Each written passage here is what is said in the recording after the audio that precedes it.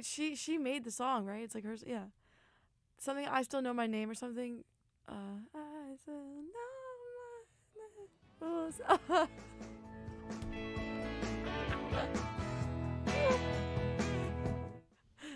Can you play it into the mic?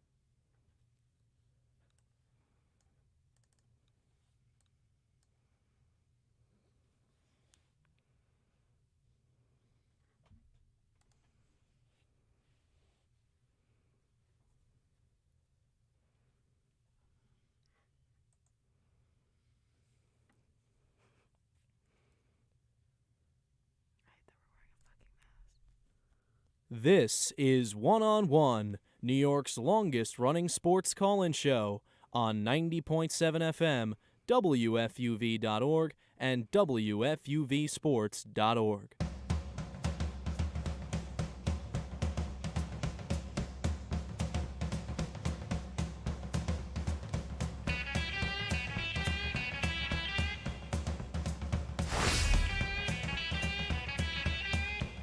Hello and welcome to another edition of One on One, New York's longest running sports call-in show. We are live on YouTube from 11 a.m. to 2 p.m. and we'll be on 90.7 FM later tonight, 11 p.m.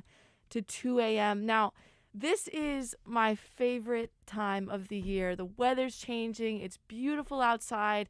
It's playoff baseball. There's 17 guys nicknamed Mr. October on every roster. The NBA season is kicking off. We're in the middle of the NFL. College basketball is on the horizon. WNBA championship a week ago. Shout out Candace Parker in Chicago.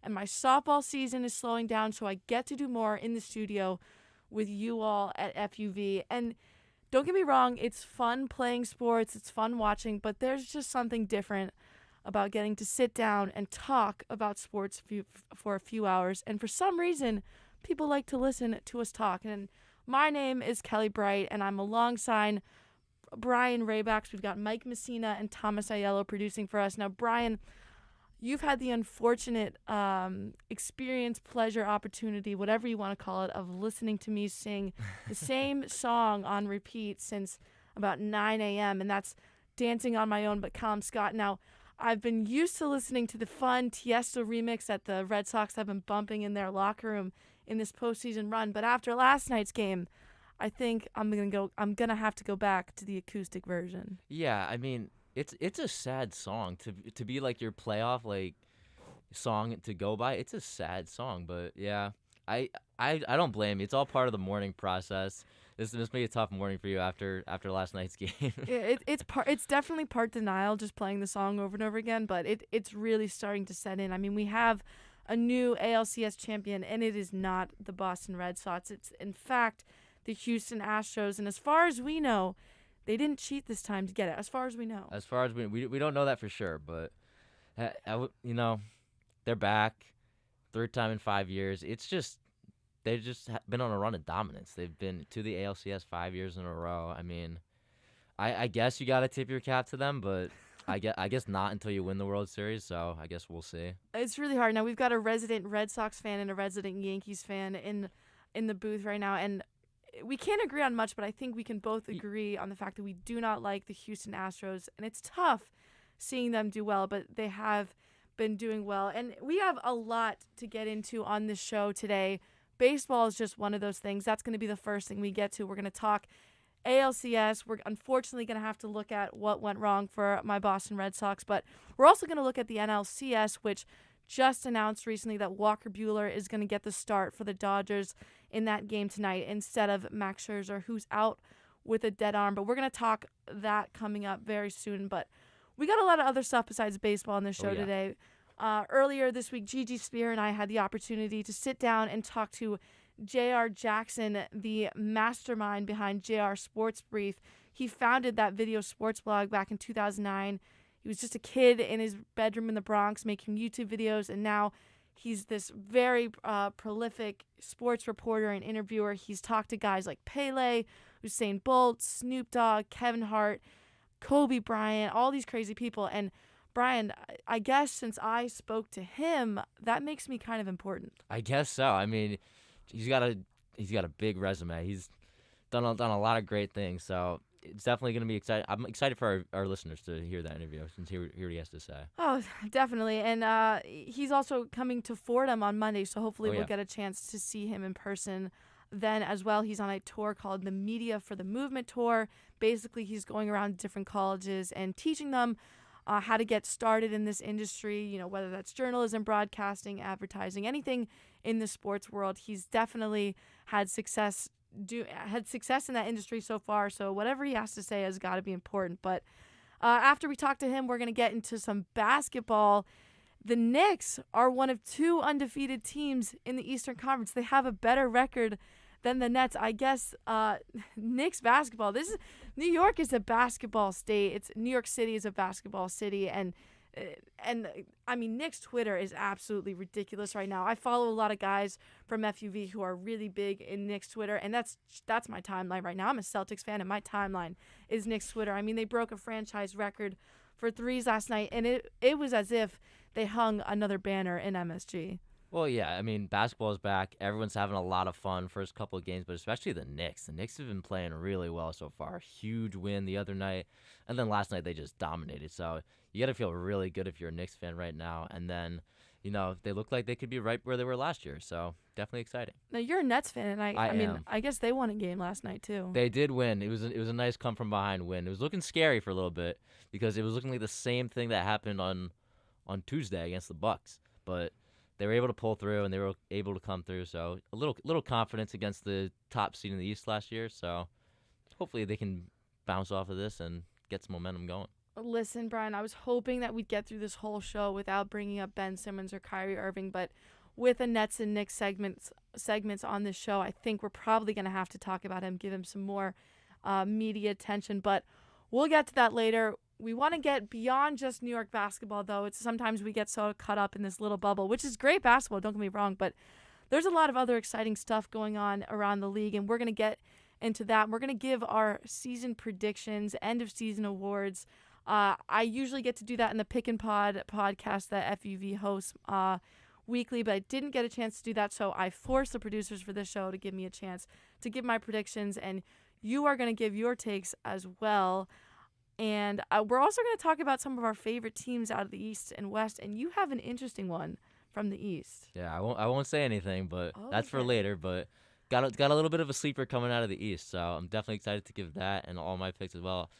I don't like to be wrong, so I'm doing my best to get my best picks out there, and hopefully they all turn out well by the end of the season. You know what? I like that, making the listeners hang through the whole show to hear what that Eastern team is. I like that.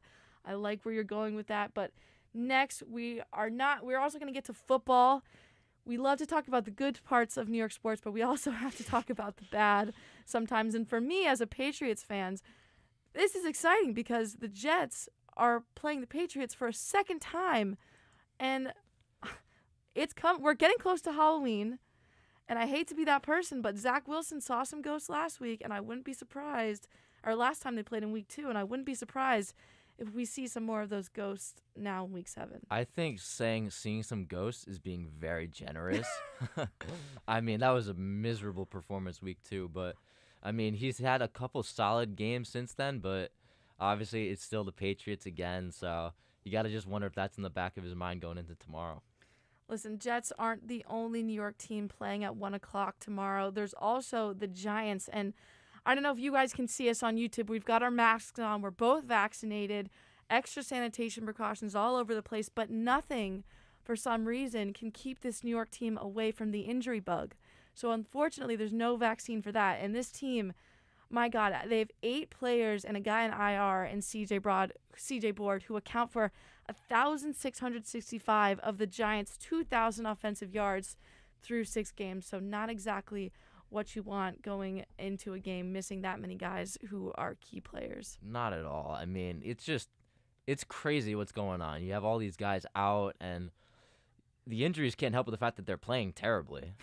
Even the units that are healthy, they're just not getting the job done. So, listen, I'm a Giants fan, and last week's game was a rough one to sit through. It was tough, especially they started off well, and it's like, oh, maybe they can pull this one out, and then 28 unanswered points in the second quarter, and that kind of killed it. But they got the Panthers tomorrow, a little bit of an easier opponent, so maybe you give them some benefit of the doubt. Maybe they can get it done, but overall, with how they're playing, the outlook doesn't look great, but we'll get into that all later. I like that you said that last week's game was hard to watch and not the whole season. Well, obviously the whole optimism. season. The last 4 years. Well, to give you a little bit of hope, when I was on the NFL podcast, I picked against New York teams. I said Giants and Jets were going to lose, and for some reason, that was the one week. The week they both won. They decided to remember how to play football. So maybe for your sake, that same thing happens again. Well, maybe, but again, now you have Saquon out, Kenny Galladay's not playing, Kadarius Toney's not playing, and I mean, just the injuries, like the offense doesn't function very well without their playmakers. I mean, we saw that last Sunday, but yeah, they got a tall task at hand. At least the Panthers are like kind of reeling, so they're not exactly hot coming into this one, but we'll get into it all later. But Giants gotta step it up. Yeah, week 7 for the NFL. Not a great slate of games, to be honest. A lot of either games that are going to be blowouts or just 2 bad teams playing football. And I think that Giants-Panthers matchup could be one of those games, to be honest. But after football, you and I earlier this week had a chance to talk to a very interesting guest, someone we've never had on this show before, and that was Joe Sena. He's the founder and CEO of Spartan Fitness and Racing, which since its conception in 2010, they've held over 250 events across 40 countries on 6 different continents. Its community is over 10 million people wide. It started as like this cult fitness group and now has just become this lifestyle for so many people. It's all around surrounding overcoming obstacles, being unbreakable, and resiliency, which we got a chance to talk to Joe about his new book, 10 Rules for Resilience, Mental Toughness for Families. It was co-authored by Dr. Laura Pence. And Brian, that was an interesting conversation. That was a fun interview we did. I liked it a lot. Joe had some very interesting stuff to say, and I think he's changed a lot of people's lives. He's done a great job with his organization, with Spartan Run, and his new book too. So I'm excited to get that going, and I think the interview was good. I think I think a lot of people are going to like it. No, he's got some really cool things to say. He's obviously very successful. His business has flourished. His kids are so impressive. He was telling us in the interview that his 8-year-old ran a marathon. I don't know about you guys, but I'm 22, and I can barely run 4 miles. So a marathon, and I'm a D1 athlete. It's not even like I'm that out of shape, but a marathon at the age of 8, that is astounding. Yeah, listen, I don't run very often, so I would say like a 5K for me is pushing it, and then this 8-year-old is running a marathon. That was a tough pill to swallow on my end, but good for him, good for his family, and yeah, they're really getting after it. They are truly getting after it, and they also challenged you and I to a race November 20th. That's still up in the air. I guess by the end of the show, you'll see whether or not we accepted that challenge. But there is a Spartan race at Citi Field for all you New Yorkers who are into that kind of thing, who are into intense workouts and fun fitness challenges.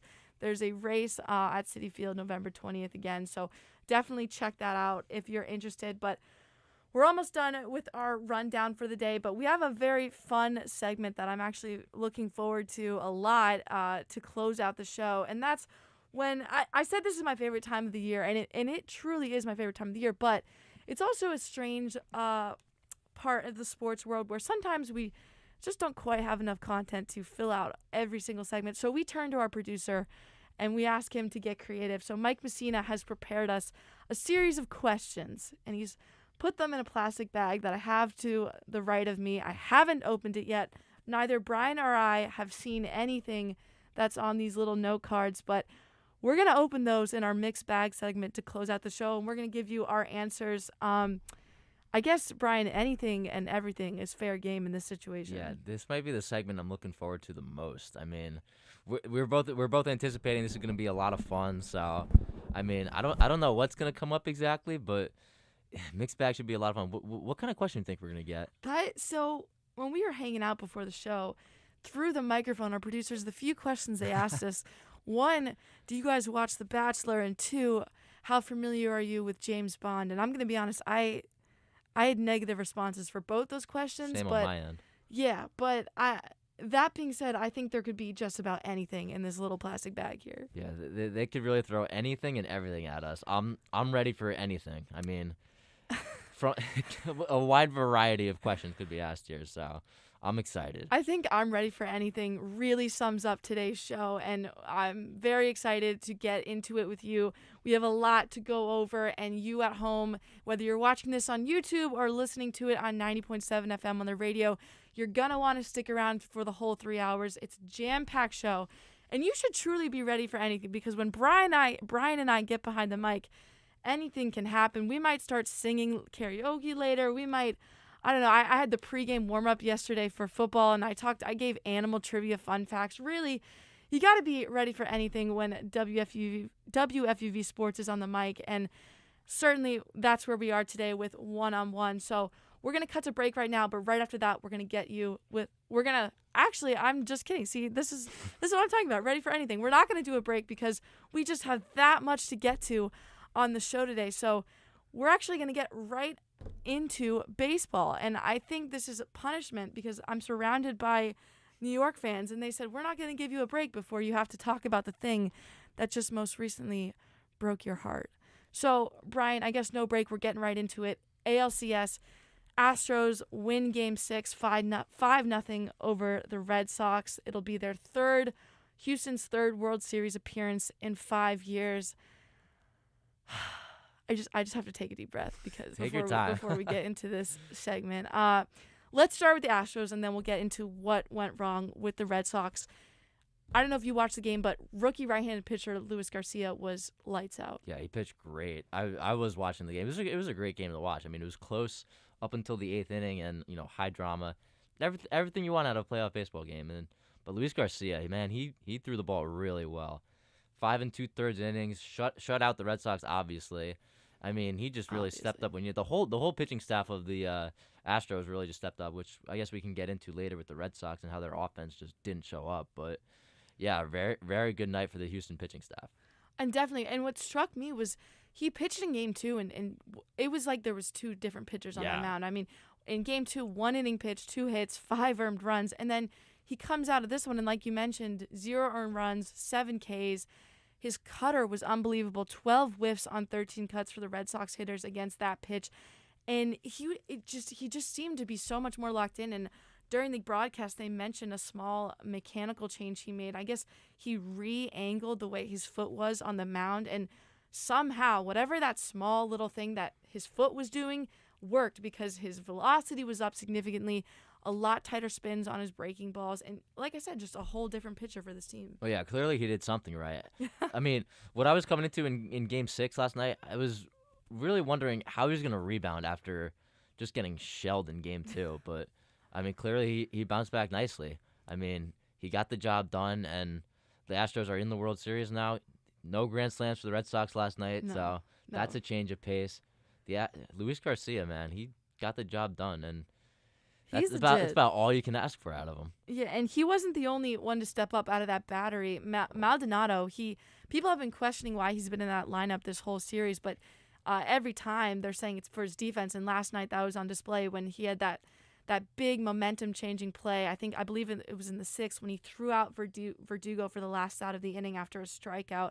I mean, that just really, it took all the life out of the Red Sox, and it gave all of it to the Astros. So he stepped up then. And Yordan Alvarez, he ends up being named the ALCS MVP honors. He was just ridiculous on the offensive side for the Stros. He hit 521, 538, 869 for his slash. 3 doubles, 1 triple, 1 home run, 6 RBIs, 7 runs scored. I mean, he recorded a hit in every game. This man was just on fire for the Astros. They kept bringing up the stats last night that he basically was outperforming the entire Red Sox team. I mean, last night he was just crazy. 4 for 4, 2 doubles, a triple, home run away from the cycle, which usually this guy's he has no problem hitting the home runs, but last night he just couldn't get the cycle to really have the historic performance. But I mean, 4 for 4 in the elimination game, and especially in the last 3 games of this series too. He was just a monster. 12 for 23, 521, deservedly the ALCS MVP, and the Red Sox just could not stop him. They had no answer. Yeah, and what really struck me was that he, not only was he hot, like you just said, but he also was hot when it mattered, which the Red Sox simply were not. But, I mean, you look at some of his hits throughout this series. Game 1, he gets a sac fly in the bottom of the first to get the Astros on the board first. Game 4, he starts that 9th inning rally with an RBI single. Game 5, he leads off the second with a homer. He singles off the wall, 2-run RBI double. He puts them up 3-0. Game 6, again on the board first again because of his double RBI, doubles again, triples like you mentioned. So he was just so clutch for them when it mattered. And it's funny, you look at how hot he was compared to the Red Sox. In the last 3 games, he was 8 for 12, 5 RBIs, 4 runs, 5 extra base hits. Compare that to the Red Sox as an entire team who were 10 for 83, 3 RBIs, 3 runs, and 6 extra base hits. So they had fewer RBIs and runs as a team than this one player did for Houston combined. So not great, definitely not great. But he's not the only hitter who's been strong recently. Kyle Tucker had that 3 home run blast in the 8th to give the Houston that 5-0 lead. That was his second 2-out, 3-home run, 2-out home run in the postseason. So their hitters have just been timely. Yeah, I mean, this lineup for Houston's ridiculous. I mean, you go top to bottom. I mean, Yuli Gurriel led the league in batting average this year, and he was hitting 7th last night.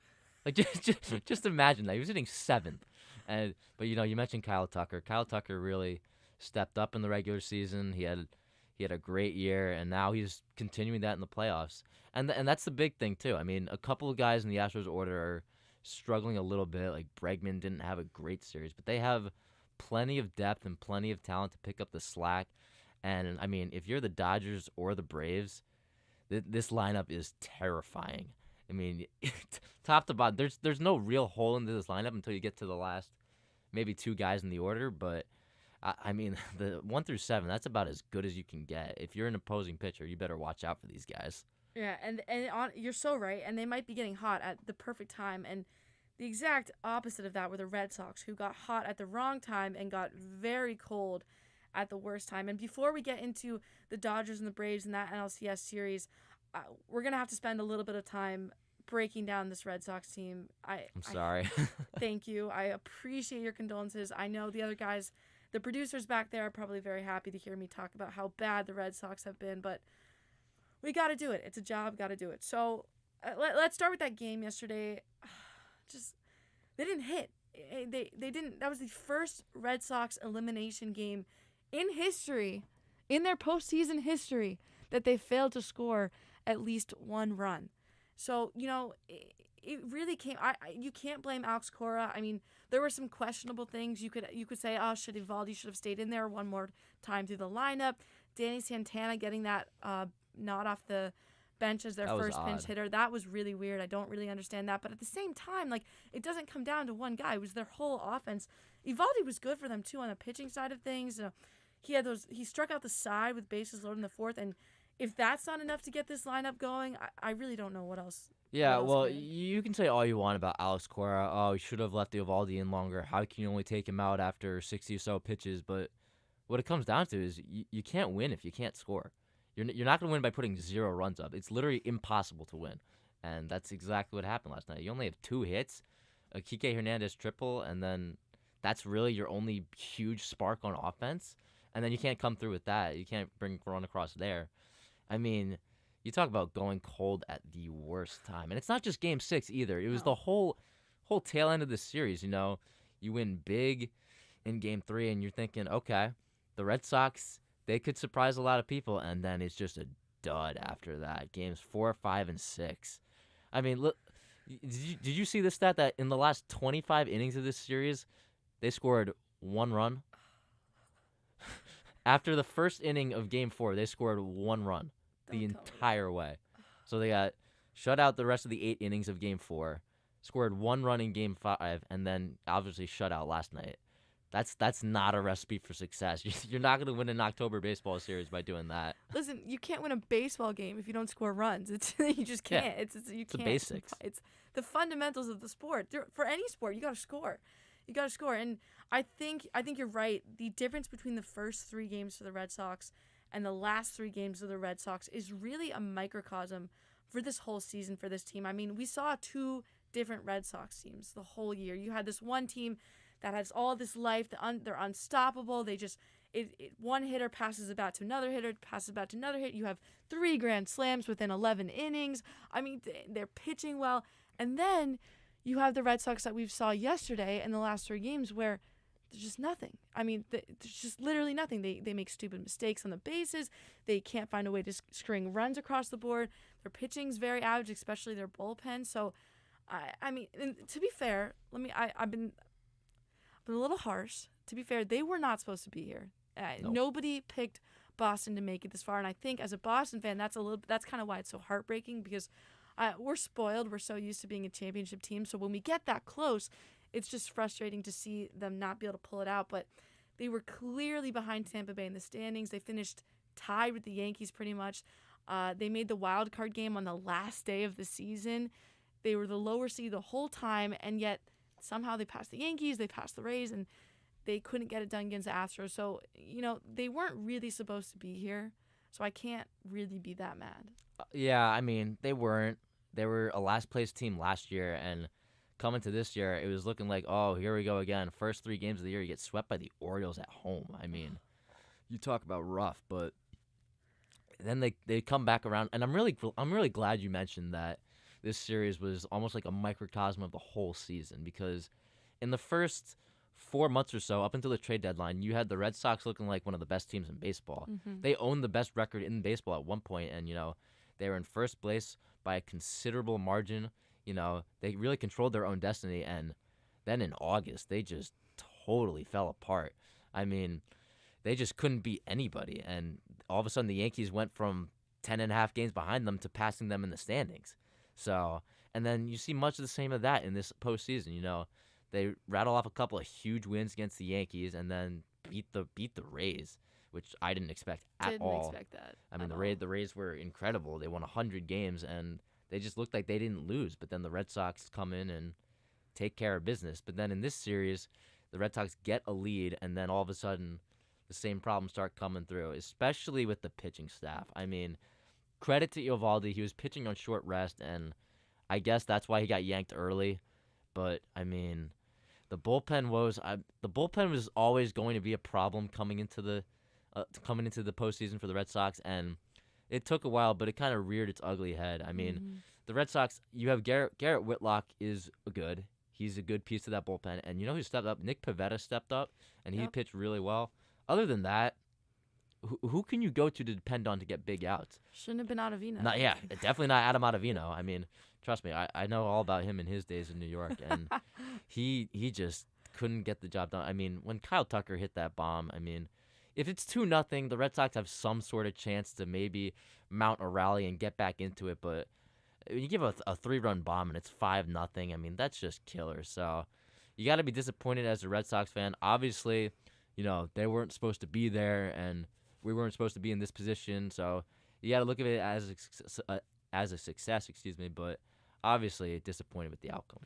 Yeah, I'm glad you brought up the bullpen, and you mentioned Whitlock, and to me, that was maybe the only coaching decision that Alex Cora made in the series that I'm still hung up on, because I think down 2-0 in a game like that, facing elimination in the 8th, why do you not go to Whitlock? Got to go to your best closer. guy. Exactly. Like you can't play for tomorrow because there is no tomorrow. You have to play for that game, and not going down with your best pitcher, that doesn't make sense to me. Especially like you mentioned, this is a bullpen that has been your weakness for most of the season. So, I mean, Taylor Hawk, he was good. But Ottavino, like, yeah, you're a Yankees fan. You know that's not the guy you're going to when your season, not just your game, but your season is on the line. And to be fair, you know, I think had Tucker hit that home run, had he not hit that home run, I still think the Red Sox offense is more to blame in the situation. But to me, I didn't really understand that one. Yeah, but I mean, you gotta pitch your best guys. That's what it comes down to. That's an issue I have with a lot of managing today in baseball. It's, you know, managers like we got to rest this guy for tomorrow. We got to make sure that, you know, he's good to go. But it's like there might not be a Game 7, and there isn't now. So you gotta go to your best guys. Keep it close. I mean, it sounds so simple and so easy, but at the same time, some guys struggle with it. And I mean, I don't blame Alex Cora for losing the series. I think Alex Cora is the reason they were here in the first place. But it just comes down to the offense, and then obviously the issues with the bullpen certainly doesn't help. It certainly doesn't. Now, this series is over. We know that the Astros are in the World Series, but we still have the National League Championship Series being played. Game 6, Saturday, 5:08 p.m. on Eastern Time. You can watch that TBS stream, whatever you watch your baseball or listen to your baseball on. But this series is still alive. Braves lead it 3-2 over the Dodgers. It's been an absolute insane series. We've seen 2 walk-off wins, 3 one-run games. Most recently, we saw Chris Taylor hit 3 home runs in one night to lift LA over Atlanta with a final score of 11-2 in that Game 5. Now, we just talked about managerial decisions and pitching. We found out just before we came on this show that Walker Buehler will get the start for the Dodgers instead of Max Scherzer, who's out because of arm deadness or tiredness or something like that. So how does that I do want to get into Game 5, but really quick, just with that breaking news, how do you feel about Walker Buehler taking that start for Game 6? It's a game changer because you win Game 5 and you have it lined up. Max Scherzer in Game 6, you know, the guy, your ace, the guy you want, and then Walker Buehler, who's obviously a great pitcher in his own right. You got that guy for Game 7, but now the deal with Scherzer is, I mean, I don't think he's pitching Game 7 either. I mean, not with his arm just being. If his arm wasn't good to go tonight, why do we think it's gonna be good to go tomorrow? So that's a game changer. So I don't know who the Dodgers would have in place for a Game 7. And even tonight, now you have to start Walker Buehler on short rest. Mm-hmm. Now you have to pitch him on 3 days rest. But he did do that in the Giants series in the NLDS. And in that game, he went 4 1/3. He had 1 earned run, 3 hits, 2 walks, 4 strikeouts. And the Dodgers won that game 7-2, which was also an elimination game, which is what they faced tonight. But, I mean, if they don't have Scherzer, I mean, do you go bullpen again if you're the Dodgers? because I mean they've gone bullpen a handful of times and it's worked out, but I just think if you go to it again, are you really going to have much success? And to make it worse, you're going into Atlanta, which that crowd brings it. They have a lot of energy, and they lost the first 2 games in Atlanta. So, Right.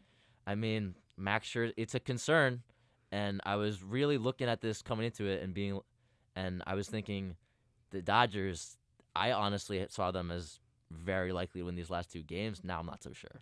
I agree. I think having Max Scherzer out is a big problem for this Dodgers team. To be fair, they're great at winning elimination games. They've won their past 7 in a row. Could be 8, could be 9. You never know with these next few games coming up. Possibly next few games could be 1. But I think you're right. I mean, typically Walker Buehler is a solid pitcher. And in a normal situation, having him on the mound for an elimination game in this situation wouldn't be that big of a problem, except that you're right. He is coming off a shortened rest, and you have a big question mark for Game 7 now, and you don't really want to have to rely on your bullpen.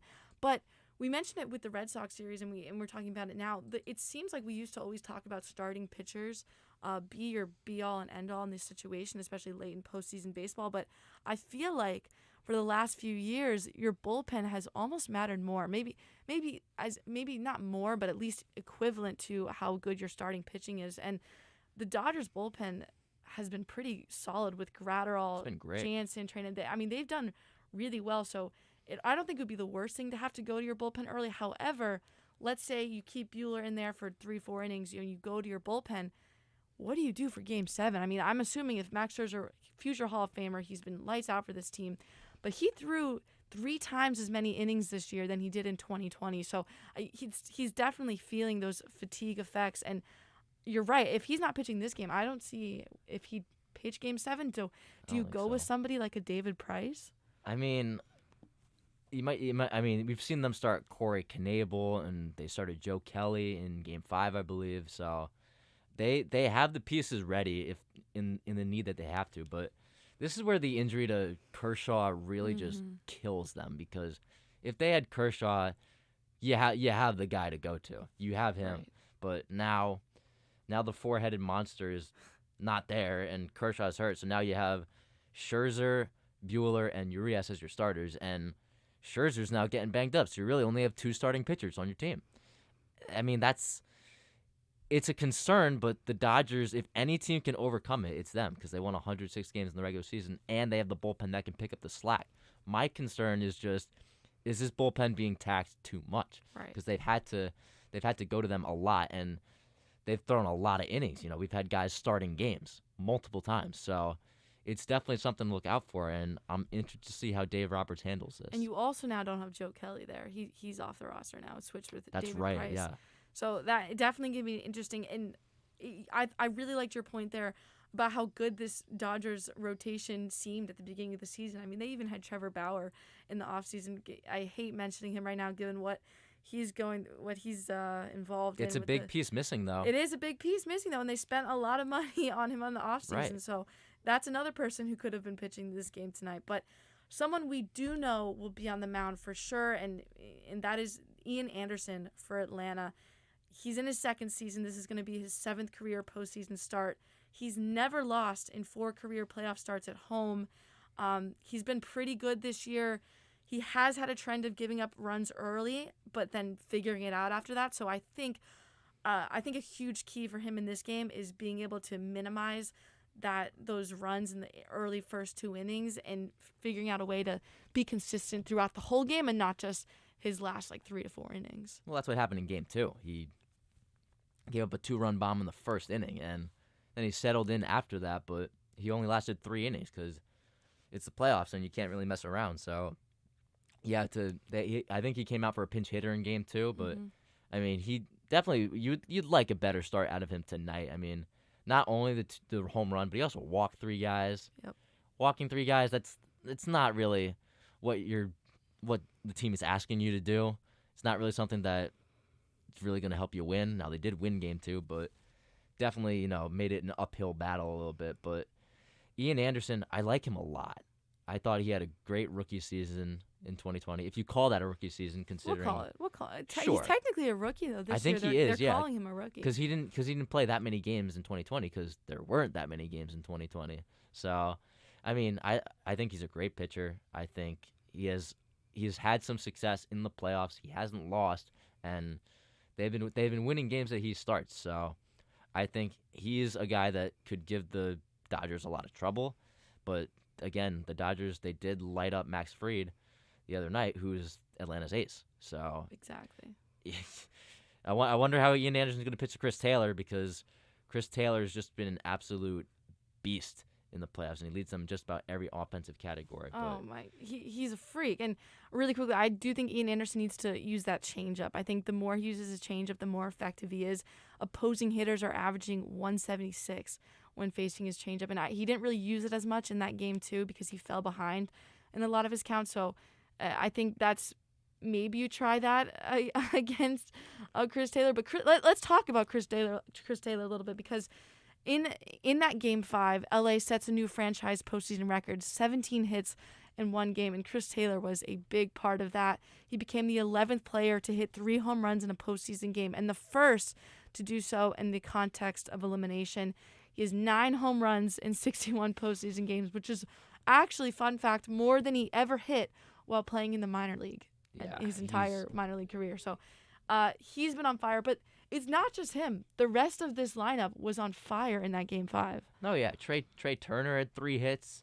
I mean, you look down here. A.J. Pollock had 3 hits, including a home run. Bellinger, who was atrocious in the regular season, he's really stepped up in October. I mean, he's hitting .429 in the playoffs. So I guess it really matters, you step up when it counts, and he's certainly done that. And this whole lineup really has done that.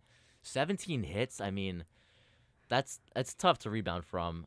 And I'm wondering if this Game 5 kind of serves as like a momentum shifter in this series, because it looked like Atlanta handled the first 4 games really well, and then they had their ace on the mound for Game 5. But 17 hits later, and now all that's kind of changed. So you go back to Atlanta, and is this Dodgers offense going to stay red hot, or are they going to go back to what happened in Game 4 and Game 1 where they just didn't score? So interesting to look at it, but I mean, Chris Taylor, you got to give your hat off to him. He's been a beast, and I would really like to see this series go to a 7th game. I would too, but we're almost out of time in the segment, but I would be remiss to not bring this up. I don't know if you know Olivia Rodrigo. Oh, I know. But she has a song, and it goes, "Do you got deja vu?" And Atlanta. I think Atlanta might be getting some deja vu here. The Dodgers faced a 3-1 series deficit last year against the Braves and ended up winning 3 straight before taking the eventual World Series title. And here they are in a very similar situation. And now, to be fair, they won those 3 games at a neutral ballpark with no fans. So it's a little different. They are going back to Atlanta's home field, at home stadium. So that should give Atlanta a little bit more help. But this has been a Georgia statewide issue. I mean, the Falcons blew a 28-3 lead. Have to bring that up any chance I get. University of Georgia blew a 13-0 halftime lead in their 28 championship game. So this is a state that has a problem with blowing leads. It just doesn't stop with Atlanta. I mean, if they blow this series to the Dodgers, I don't want to say it's funny at this point. I almost feel bad for Atlanta sports fans. I mean, they've been through so much. I mean, the Super Bowl loss was enough. You can't do this again. I mean, the Braves, they haven't been to the World Series since 1999, and last year they looked primed to go back, and then they just fell apart. And this year, you better hope it's not the same. But I mean, the series this year, it's gone exactly the same way last year went. Braves win the first 2 games, Dodgers win Game 3, Braves win Game 4, and they're up 3-1. Are we going to get another blown series for the Braves, or are they actually going to pull this one out? We'll have to see. We will have to see. And that's going to do it for our baseball talk on this edition of One on One. Coming up after the break, we are going to have that J.R. Jackson interview. Gigi Spear and I got to have the awesome opportunity to sit down and talk with him about his career, how he went from making YouTube videos to being one of the most successful sports broadcasters in the industry. So you're not going to want to miss that. That's coming up after the break on One on One.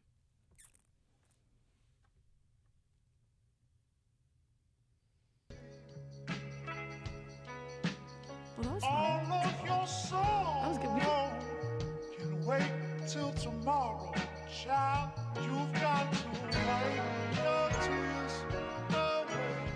Ooh, please try and wipe your tears away.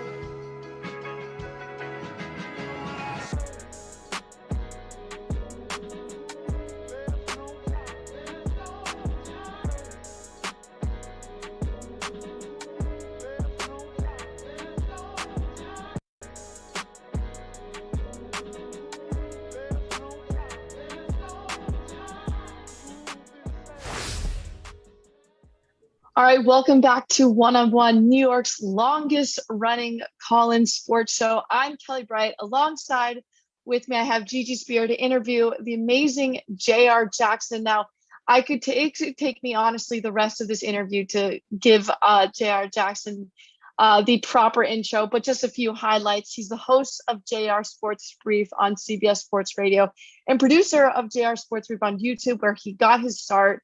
It has now more than 81 million viewers. He's had a very decorated career. He's covered the Super Bowl, the Olympics, March Madness, interviewed literally every person who's important. If he hasn't interviewed them, they're not important.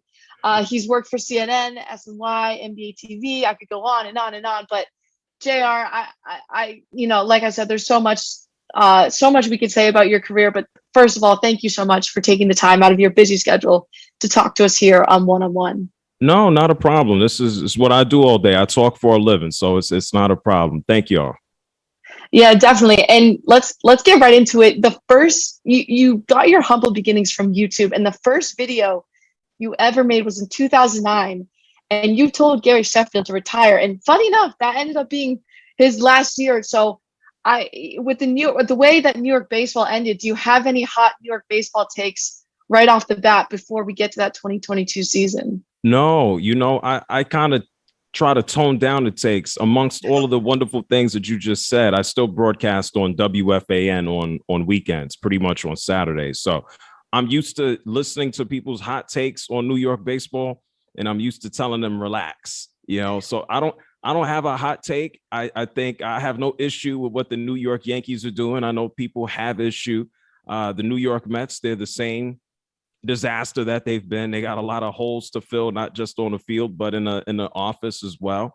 And no, in an ideal world, I think we would have seen, or at least for me being from the Bronx, I would have loved to seen the Yankees and the Dodgers in the World Series. Not going to happen, obviously. So I have my fingers crossed that both the Mets and the Yankees could kind of maybe get things together this offseason and be competitive next year. All right, we'll see. We'll see.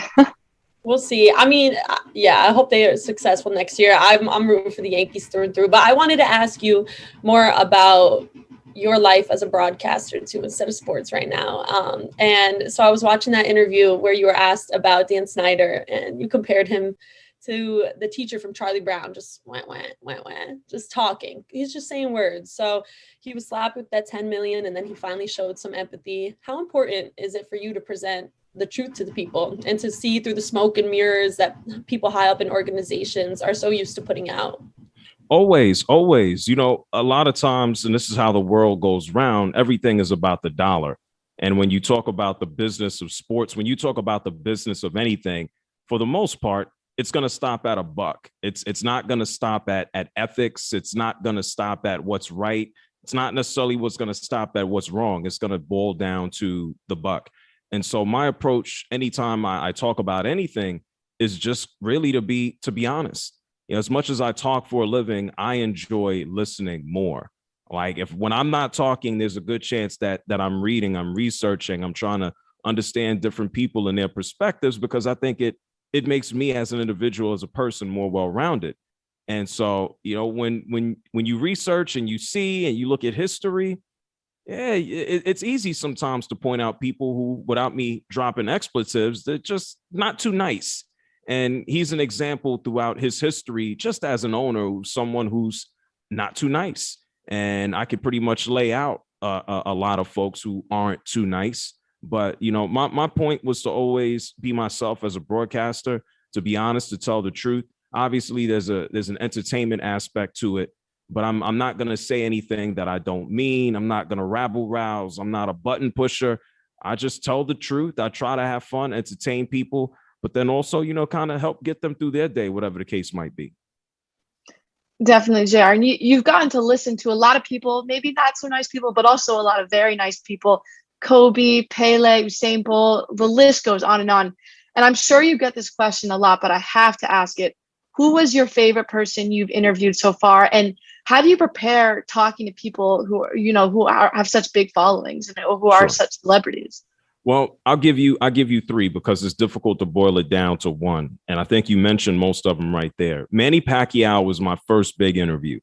And so Manny Pacquiao was one of my favorites because I looked at Manny Pacquiao, that interview, as a stepping stone. I had to build up everything that I did on YouTube by myself. I built a community. I said, hey, I'm going to put myself on YouTube. What can I present? How do I make myself different? And I said, this is the internet. I'm going to ask people for their opinions. And so that's how I built community.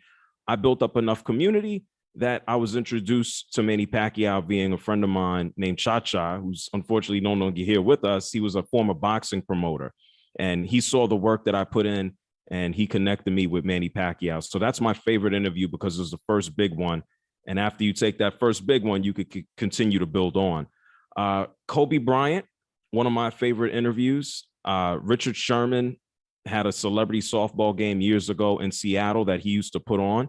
And I met Richard a bunch of times, him and his family, and him and his brother invited me to Seattle to see their celebrity softball game. So Gary Payton was there and Sean Kemp and just all of these Seattle celebrities. And Kobe was there as well. And I was introduced to Kobe, and it was fun because, unfortunately he passed away, but you hear stories about Kobe, conversations he had with other players like Devin Booker and Julius Randle.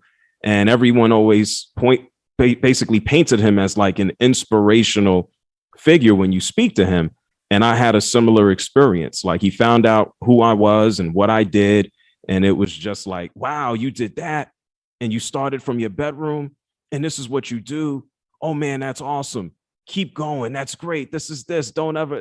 And so it means a whole lot more, especially after he passed. And then Pele, I met Pele in the 2012 Olympics in London. I hosted a Google Hangout with him. And then it wasn't just a hangout. He was staying like the hotel down the block from me. And so I met him after the hangout, and I walked into his hotel room, which is crazy to say. I walked into Pele's hotel room, but he treated me like I was his grandson. It's like, hey, how are you? Da, da, da, da, da. So those are my three favorites out of, I don't know, hundreds, maybe thousands now. That's awesome. I can't even believe all the names that you just said. And I can't either.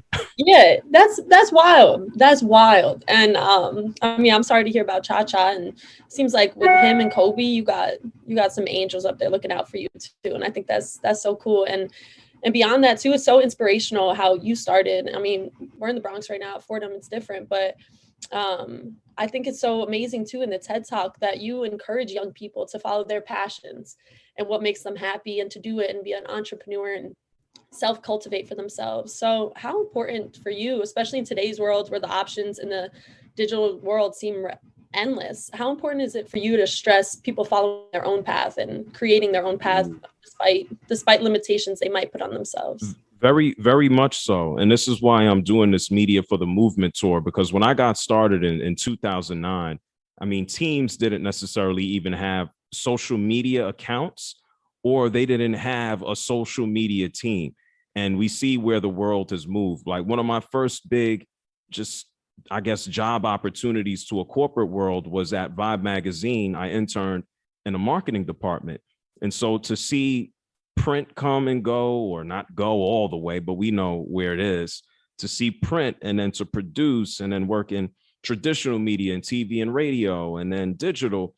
Like, digital is the wave. It's the move. It's not slowing down. It's going to move faster than when I started in 2009. And so I wanted to do this tour to encourage students and just people all over the country. I think I'm going to be ultimately probably going to 25 or 30 schools this semester, just to say, what I did, it's going to be more common, and it should be more common. And even if you don't want to take the entrepreneurial path, if you want to go work for a company or work for an organization, the thought process of just I'm employee X or employee Y, I think you're shorting yourself. And so I encourage everyone, whether they want to start a venture for themselves or whether they want to go work for an entity, which a lot of us have to do at some point just to kind of maybe even learn how things work. You have to take a position of, is this something I'm passionate about? Is it something I can stay committed to? Can I plan through it? Being entrepreneurial, it's not just starting a business. I think it's also a mindset and how you approach anything in life. No, definitely. I think it's great to see someone who is like living proof of that mantra and who is backing up what they're saying. So you're definitely an inspiration. And you mentioned that media for the movement tour, and your next stop is actually at our campus at Fordham University in the Bronx, which is where you're from. So how much does that mean to you to be able to come back to your home and give this advice, give this hope to people from your same neighborhood? What does that mean to you? Yeah, it means a lot. This is, I guess, my first time really thinking about it because, it's home. Yeah, I up and down Fordham Road and past Grand Concourse and 4 Train and D Train and the Sears that was down the block, which I think now is the Best Buy. And, I have a lot of experiences. The Bronx is home. And so it's important. And even thinking about it now, it's just like when I sit and watch my reel, I go, wow, damn, I did all of this. And to kind of, I guess, bring it full circle at the Bronx is very important because out of every single stop on the tour, and I've seen a lot of the country, I'm fortunate enough to see a lot of the world. I've seen more of the Bronx than anything, and so to be able to come home and share that message is important. If I sat in my bedroom on 222nd Street and in 2009, and if I hit the fast forward button and say, hey, I'm going to be doing a tour and talking about what I started in the Bronx. You're going to be doing this at Fordham. I'd be like, okay. All right. Sign me up. So, this is a part of the path and the journey. And for me, it's sharing it. And, I'm fortunate enough to have done what I've done. I've worked hard enough to do it. And any bit that helps make somebody else's life just a little bit better, I'm enthused about that. So coming home is real important. Yeah, we can't wait to see you. And I want to thank you so much for even spending the time today to talk to us. But I have one final question. So, yeah, you mentioned you're going up to 22nd Street, thinking about what you're going to be doing in the future. What's one piece of advice you would give young kids, to you back in the day, your past self, or just a kid now, to get jerseys up on their wall and to be as successful as you are? This is a little bit of a preview for Monday. It's finding out who you are, understanding who you are, what you like to do, what you want to do, working hard at it and not quitting. And I think that last part is a big part too. It's like not quitting. If you figure out what you want to do, if you're committed to it, if you're passionate, if you want to put in the work, don't quit. I think that's where a lot of people have magnificent ideas. They have beautiful thoughts. They have concepts, but they want instant gratification. The world doesn't work that way. No is part of the process. Like, don't be deterred, don't stop, don't quit, keep going. You got to be realistic. And that's the first part. Like, who are you? What do you want to do? I mean, space exploration isn't my thing. Yeah, but I think at this point in life, if I said I wanted to be an astronaut, could I? Probably not realistically. So I think it's just figuring out what you're interested in and see how you can make it a life and a career, something that can sustain you, and then just kind of roll from there. So that's a lot of points. That's a lot of advice, but it's kind of first thing that popped in my brain. Listen, you have so many career milestones. I can't wait for the next one to be you doing an interview from Mars. So good luck. I mean, if you want to become an astronaut, you do that. But you've just accomplished so much. And JR, we really want to thank you for taking the time to come talk to us on this show today.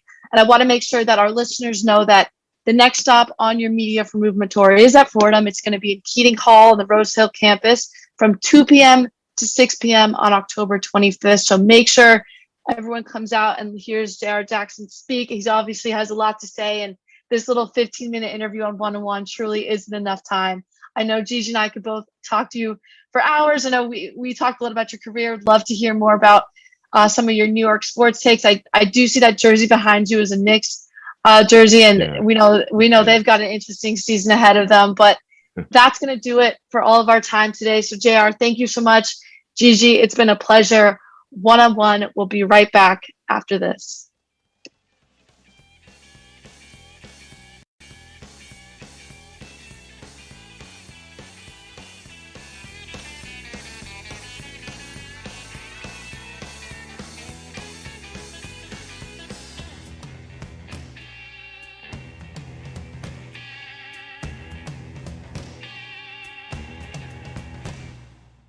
You're listening to One on One, New York's longest running sports call-in show on 90.7 FM, WFUV.org, and WFUVsports.org.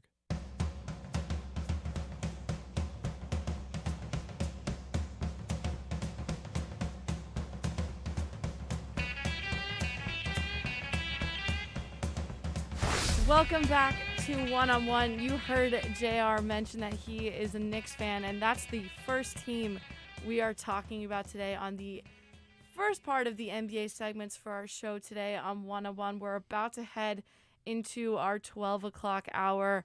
Brian, one of the best parts about talking New York sports right now is talking about basketball.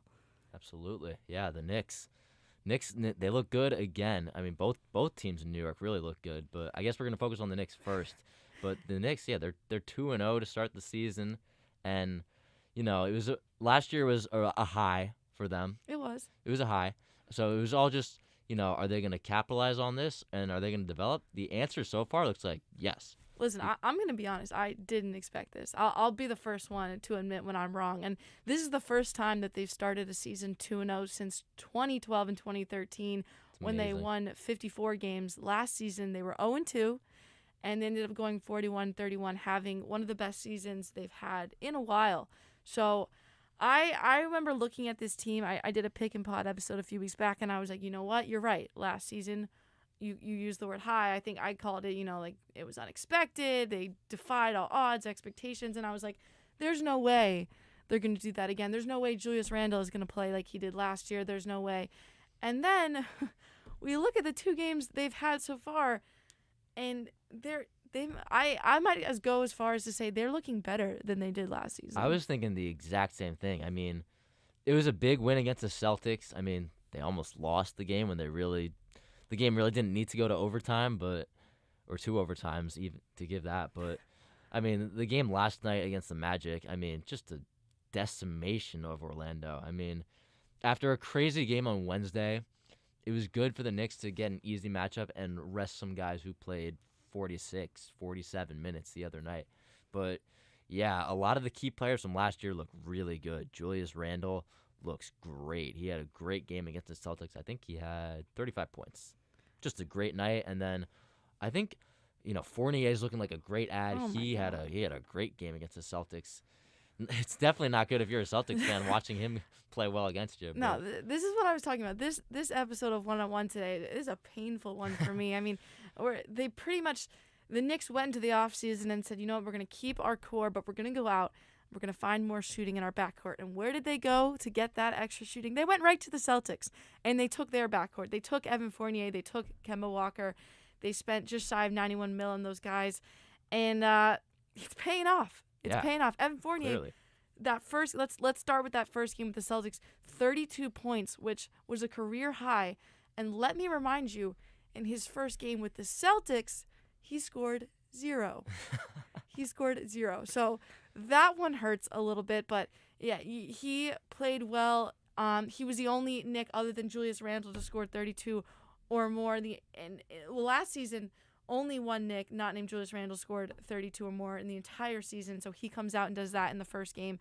So just knowing that you already have a number 2 scorer who can get the ball in the basket consistently beyond just Julius Randle is a big step up for this Knicks team. He's replacing Reggie Bullock, who I know they might have lost some defense with Reggie not being there, but it seems like that's not really going to be an issue. This is a team that we see under Thibodeau. What defense was their prerogative last year. That was their heart and soul, and it seems like this year it's offense, which is funny because last year they ranked 26th in points per game and 22nd in points scored per 100 possessions. They're number 1 right now in the league in both those categories. Yeah, I mean, scoring 138 Wednesday night and then going 121 last night and 121 in regulation too. So, yeah, they've been really hot to start the season, no denying that. And, yeah, they've shown that they could easily be right where they were last year. If not, they could even be better. I think if some of these young guys on the Knicks can really step up, a guy who stepped up so far and shown that he can contribute, Obi Toppin. Yep. Obi Toppin wasn't really he was around last year, but didn't really do a whole lot. Wasn't a huge part of their team, and now he's showing that he can contribute a little bit. He scored 14 points on Wednesday night. That was a career high for him, and then he had 13 last night. So I guess he's finding a little bit of consistency, and that's so important. If they can get these good players like Randall and Fournier and Kemba, but also have the guys that they drafted come up through the ranks and really step up and develop, I think that's going to be huge. No, I think Obi Toppin's a great player to bring up. Yeah, he had that great night in the game 1, and then game 2 he was great in transition, which I think in both games he was great in transition. But I think that's really something that this team needs. That's something they struggled with last year, and he's athletic. He's probably the most athletic guy on this roster. So to see him starting to come into his own and really having Tom Thibodeau trust him more with those minutes. Last year he didn't get a lot of time playing with Randall, but just 2 games into the season now, we see more experimenting with that lineup, putting Randall as the center and letting Obi Toppin play with him. I mean, I'm just thinking of that one, series of plays where he steals the ball, tips it to Rose, who then passes it up to him. He's got this breakaway dunk, and the Garden just absolutely loses it. And the guard and the fans there have just been insane. There's a couple viral videos on Twitter right now of a reporter interviewing a bunch of Knicks fans, and they're just absolutely losing their minds. And I want to say this because we've been saying only good things about the Knicks. We've been hyping them up, and that's a good thing. Listen, we can continue doing that after I say this, but I do want to point out that they should have beaten the Magic last night by that much. Yeah. The Magic is probably the worst team Magic in the are a NBA. disaster. They're in total rebuild mode. I didn't expect them to have a franchise record-breaking night with those 24 threes. However, I did expect them to win that game. So they won a game they're supposed to win. Congrats. Celtics have played bad now in 2 games back-to-back. I don't really want to get into that because that's painful for me, but they also went into double overtime with a team that I think they arguably could be better than this year. So I don't know if we've really seen an accurate representation of what this team is going to look like throughout the rest of the year. And before Knicks fans come at me with pitchforks for saying that, we're only 2 games into the season. Game 3 is also against the Magic again. So I don't know if we're really going to know what we have in this Knicks team until week 5-6 of the season. Yeah, again, it's 2 games. You can't determine how a team looks based off of 2 games. Like the Lakers have looked bad so far. You really think they're going to be bad this whole season? No. And the Knicks, they started 0-2 last year, and they came back and won 41 games and were a playoff team, the 4th seed in the East. So again, it's 2 games, but I think you have to be really encouraged with what you're seeing. They got the Magic again, as you mentioned, but then they got the Sixers after that. So that could be, if you really want to talk about a test that this team could have, that could be the one right there. No, I think that's a great point. I mean, the Sixers are dealing with that Ben Simmons drama, which I really don't want to talk about, but we might talk about it in the next segment. But that's neither here nor there. I do want to talk about something with this defense, and I want to go back to game 1 against the Celtics. Barrett was up against Jason Tatum and did a good job. I mean, you could argue that Jason Tatum was just off shooting. I mean, he had a rough night. Yeah, he was rough. He was 7 for 30 from the floor. A lot of his misses were on pretty wide open attempts. So maybe you can say that RJ Barrett defended him well, maybe not. But Jaylen Brown, on the other hand, had a career high 46 points. So I think, to me, that shows an issue in this New York defense where they don't really have a guy who's going to be able to step up and stop another team's number 2. And this is a league right now that almost every team has at least 2 guys. You know, they have 2 guys who they can count on any night. Knicks might be every good team. Every good, yeah. I started to say that. So every good team, any team that's really going to give Knicks trouble this season are going to have at least 2 playmakers who you're going to have to worry about at pretty much all times. So I'm really wondering who's going to be that guy, especially without Reggie Bullock, like I mentioned, who's going to step up defensively for this team that used to live and die by how good their defense played. Yeah, I mean, is it going to be Obi Toppin? Is it going to be Julius Randle? I guess we'll have to see, but they've shown they have no problem scoring the basketball. They have no issue with that, with the amount of points they're putting up so far this year. But defense does matter a lot in the NBA, as we know. And you know, if the Knicks add that to their game, if they can just be a real solid defensive team, they're a 4th seed in the East again, I would say. I mean, you have your top dogs, you have You have the Nets, you have the Bucks, you have the Sixers, but really, outside of that, I mean, it can really go any direction. So I think the Knicks, especially given the fact that they were there last year, helps them so much. I mean, with a young team like they have a lot of young guys and a lot of inexperienced guys. Just getting to the playoffs last year was huge, Right. and it's huge for them. And so I think, they're kind of feeding off of that. And again, if the young guys step up, Knicks will have no problem the rest of the way. And it's early, so we don't have to freak out yet. We don't have to get overexcited. It is early. Right before we get to the Nets, just two players that I also want to see a little bit more from, and that's Kemba Walker, who was obviously one of their big offseason additions. He was not good in game 1 against the Celtics. Maybe that's because he was playing his old team. Maybe it's because it was just the first game, but he certainly struggled. He had 2 block shots. He was 0 from 4 inside the arc, 2 big turnovers in the last 30 seconds of that game. So he played a little better. In that second game, he had 3 threes in the first quarter, but other than that, he was pretty quiet. So he's definitely someone you want to see develop a little bit more. And then quickly, who had 16 points in yesterday's game. He looked good last night. He looked great. Especially shooting from threes. He was one of the more underrated players for the Knicks last season. He's just so electric off the bench. He brings so much energy to the guard and to the fans and to the team when he comes in there. So I hope he starts to get more minutes under Thibodeau, because to me, he's really somebody who could be an X factor. Well, I mean, for this team. we'll see with quickly. I mean, the only reason he really played 20 minutes last night is because the Knicks were blowing them out from the start of the game. So, he only played 8 minutes against the Celtics. So, we'll see where he stands and if he improves. But I mean, Kemba Walker, yeah, I do see that point. Kemba Walker, he's supposed to be like their big addition, the big name coming in, and I mean, I was not encouraged by his performance against the Celtics or even last night. I mean, he made a couple threes and did like nothing else. Right. So, Kemba Walker, I mean, yeah, tough night on Wednesday. Did you see him on that last play of regulation where he was just lost when they hit the wide open 3? Forgot what basketball was for a second. But we have those moments. Yeah. Everyone has those moments. J.R. Smith had it in a lot worse time once. So, yeah. At least this was game. This is first game of the season rather than game 1 of the NBA Finals. Exactly. Exactly. Yeah. But Kemba Walker, I mean, if he plays like the player we know he is, I mean, again, I'm personally like encouraged from what I've seen from the Knicks so far. I think if the players they need to get right, and I think most of them will, I think the Knicks could be a real force in the Eastern Conference. So we're encouraged by the Knicks, but I want to get into the Nets, and I know you're a Brooklyn fan.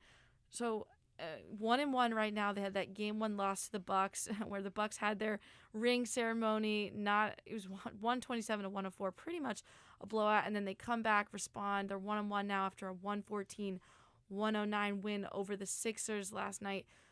Are you as encouraged by the Nets' play so far as you are with the Knicks? I mean, they haven't played as well, but you got to look at who they've played. They've played the Bucks and they've played the Sixers. And I said this in the intro. The Sixers game looked like it was going very similarly to the Bucks game. The Nets got down early, and they trailed by as much as 14 last night at one point. But, I mean, they came through and really started showing, why this team's a legit force. I mean, Kevin Durant obviously has no problem scoring the basketball. He's arguably the greatest scorer of all time. And you have James Harden, too, James Harden, he's not just a scorer. I mean, he's passing the ball a lot. He had some nice assists last night. So he's a big piece.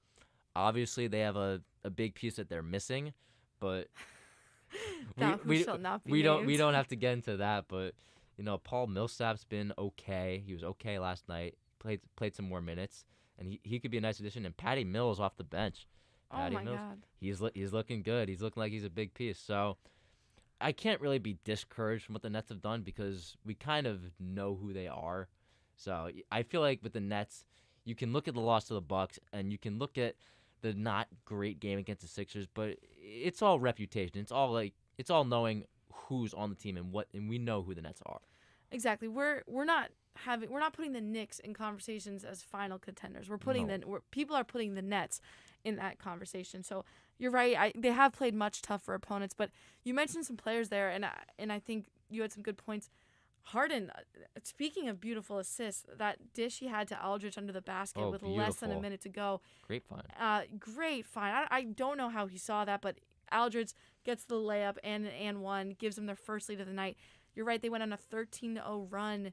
Sixers didn't score for pretty much the last 5 minutes. The whole rest of the game. Yeah, they didn't score. One foul shot. And you're right, it seemed like a blowout at different points of the game where you were just thought, what is wrong with this Nets team? But then in reflection, I think something we're going to see throughout this regular season for this Nets team, similar to what I think we're going to see with the Lakers, they don't care about the regular season. No. It's going to be hard for them to care except for the last 5 minutes of game in the fourth quarter because they have higher aspirations. They don't really care if they win game 2 over the 76ers because they're caring about how healthy they are, first of all, in the postseason and how they can prepare their stars, whether that's sitting them, letting them, kind of letting them go halfway, not giving 100% for this beginning part of the season because it's more important for them to save them for the end. So I don't think they need to worry. No, I don't think. I mean, I don't really love the philosophy of the regular season doesn't matter. I mean,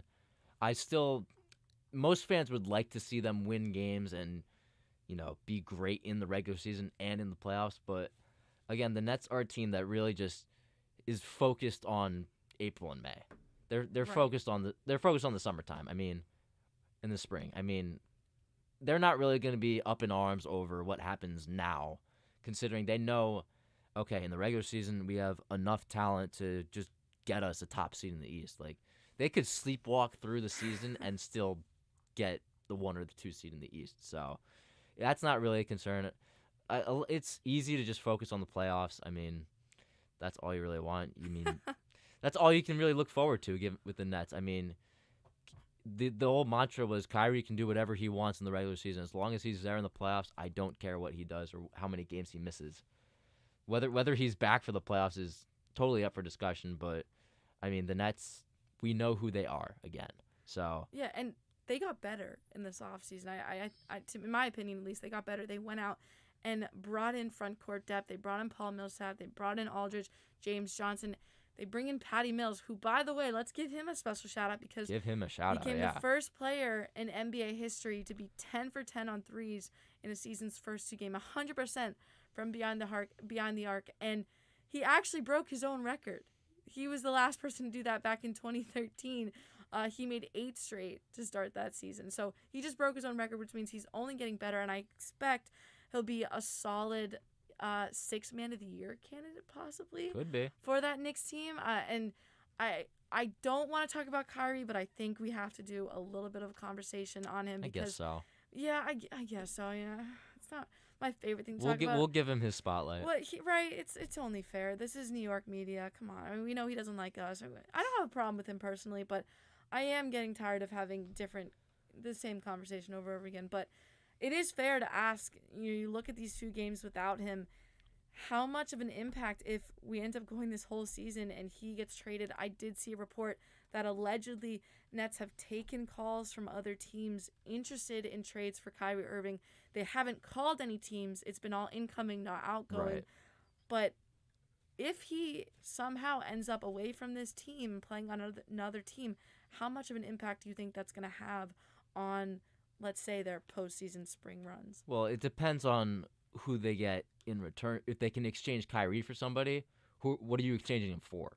And True. Can any of it help you now, or is it just draft picks? But I'd assume players would be involved in a Kyrie trade because he's Kyrie Irving. So it depends who comes back in a Kyrie trade. But to not even focus on that right now because it's all just hypotheticals. I mean, Kyrie's a big part to the team. No secret. I mean, with all the drama off the court, no one can deny on the court he's one of the best players in the league. Right. And he's a great ball handler and just a tremendous point guard. So the Nets are without their point guard. And there's a little bit of ebbs and flows and there's a little inconsistency so far. We've seen that. So I think they just have to get used to life without Kyrie. They got to get used to it. And if Patty Mills keeps playing the way that he's playing, I mean, he can fill the void for whenever Kyrie decides to come back. But I think the Nets, they need to get better at shooting the 3-point ball outside of Patty Mills. Joe Harris, he's a guy that they depend on to shoot threes, and he's not really shooting the 3 that well, not last night. But, yeah, Kyrie, it's an impact, but I think the Nets can survive. It just comes down to, okay, how long are they without Kyrie, and is he going to be back, if at all, by the end of the season? Honestly, the big three played 8 games in the regular season together. Yeah. In total, combined. So they kind of got used to not having, maybe not him, but not used to having one Not of having those each three. other, yeah. Yeah, exactly. Not having each other in that rotation. And they were a shoe size away from being in the NBA Finals, potentially being NBA champions. So I don't know if it's the worst thing in the world if you're missing Kyrie Irving when you have Kevin Durant on your team. And Kevin Durant in that game last night, 29 points, 9 of 20 shooting, 15 rebounds, Terrific. 12 assists. Classic triple, an easy triple-double for Kevin Durant. And perfect from the line. 21 of 41 made shots for New York were either hit or assisted by Durant. Him and Harden combined for 49 points, 22 rebounds, 20 assists to engineer that comeback win. So they have 2 of the greatest scorers, 2 of the greatest players in the game. So we're talking about missing a third guy when you have these 2 guys already, and it just doesn't seem like it's that big a deal. Like, that's how loaded this Nets roster really is. I mean, yeah. I mean, Durant and Harden obviously can pick up the slack, but obviously Kyrie is a big piece to be missing. You can't deny his absence. I mean, you can see the Nets, and they're winning games, and they have an easy upcoming stretch. 6 straight home games. You got the Hornets, the Wizards, the Heat's the tough one, but then you got the Pacers, the Pistons, and then the Atlanta Hawks. So I think that could be a stretch where they could really get the ball rolling. And yeah, Harden and Durant, obviously they're a great team just with those 2 alone, but you can't help but think, what would they be with Kyrie? Exactly. And you mentioned, funny enough, Hornets and Wizards, both undefeated teams. So 2 games. 2 games, but both undefeated. So we'll see. But yes, their first home game of the 2021-2022 season will be tomorrow against the Hornets, and that should be an exciting one. Kyrie Irving not playing, but everyone else is. So definitely going to be a fun one to tune into. I made it the whole first basketball segment without talking about Ben Simmons, and I'm super proud of that. But we have more basketball after this break. We're going to get into it, giving our league predictions, so you don't want to miss that. Stick around. We'll be right back after this. Be sure to follow WFUV Sports on all of our social media platforms. At WFUV Sports on Twitter, at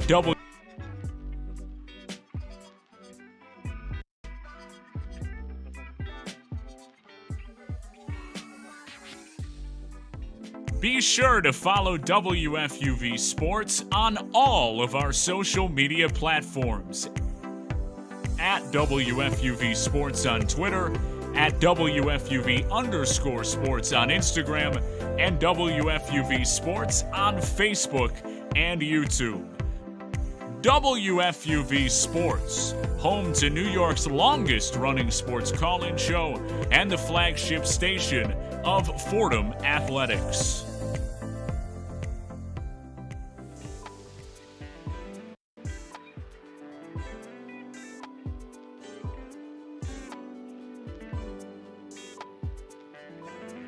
We have about 20 minutes to do this.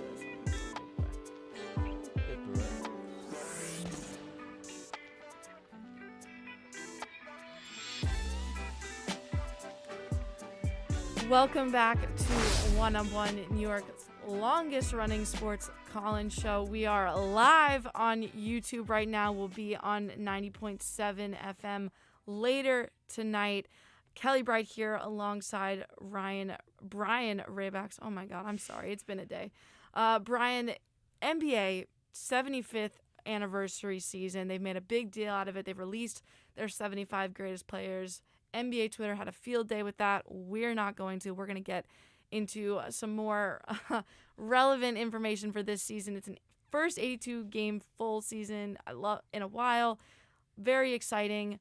Not coming out for short rest or anything. We got a full season. A lot of interesting storylines, players, teams to look forward to the season. And I just want to get down right into it. And we're going to go through, we're each going to give our predictions and takes for each of the end of season awards. It's only October 23rd. There's a long way to go. Usually, I don't think I've ever seen anyone get all of these right, but who knows?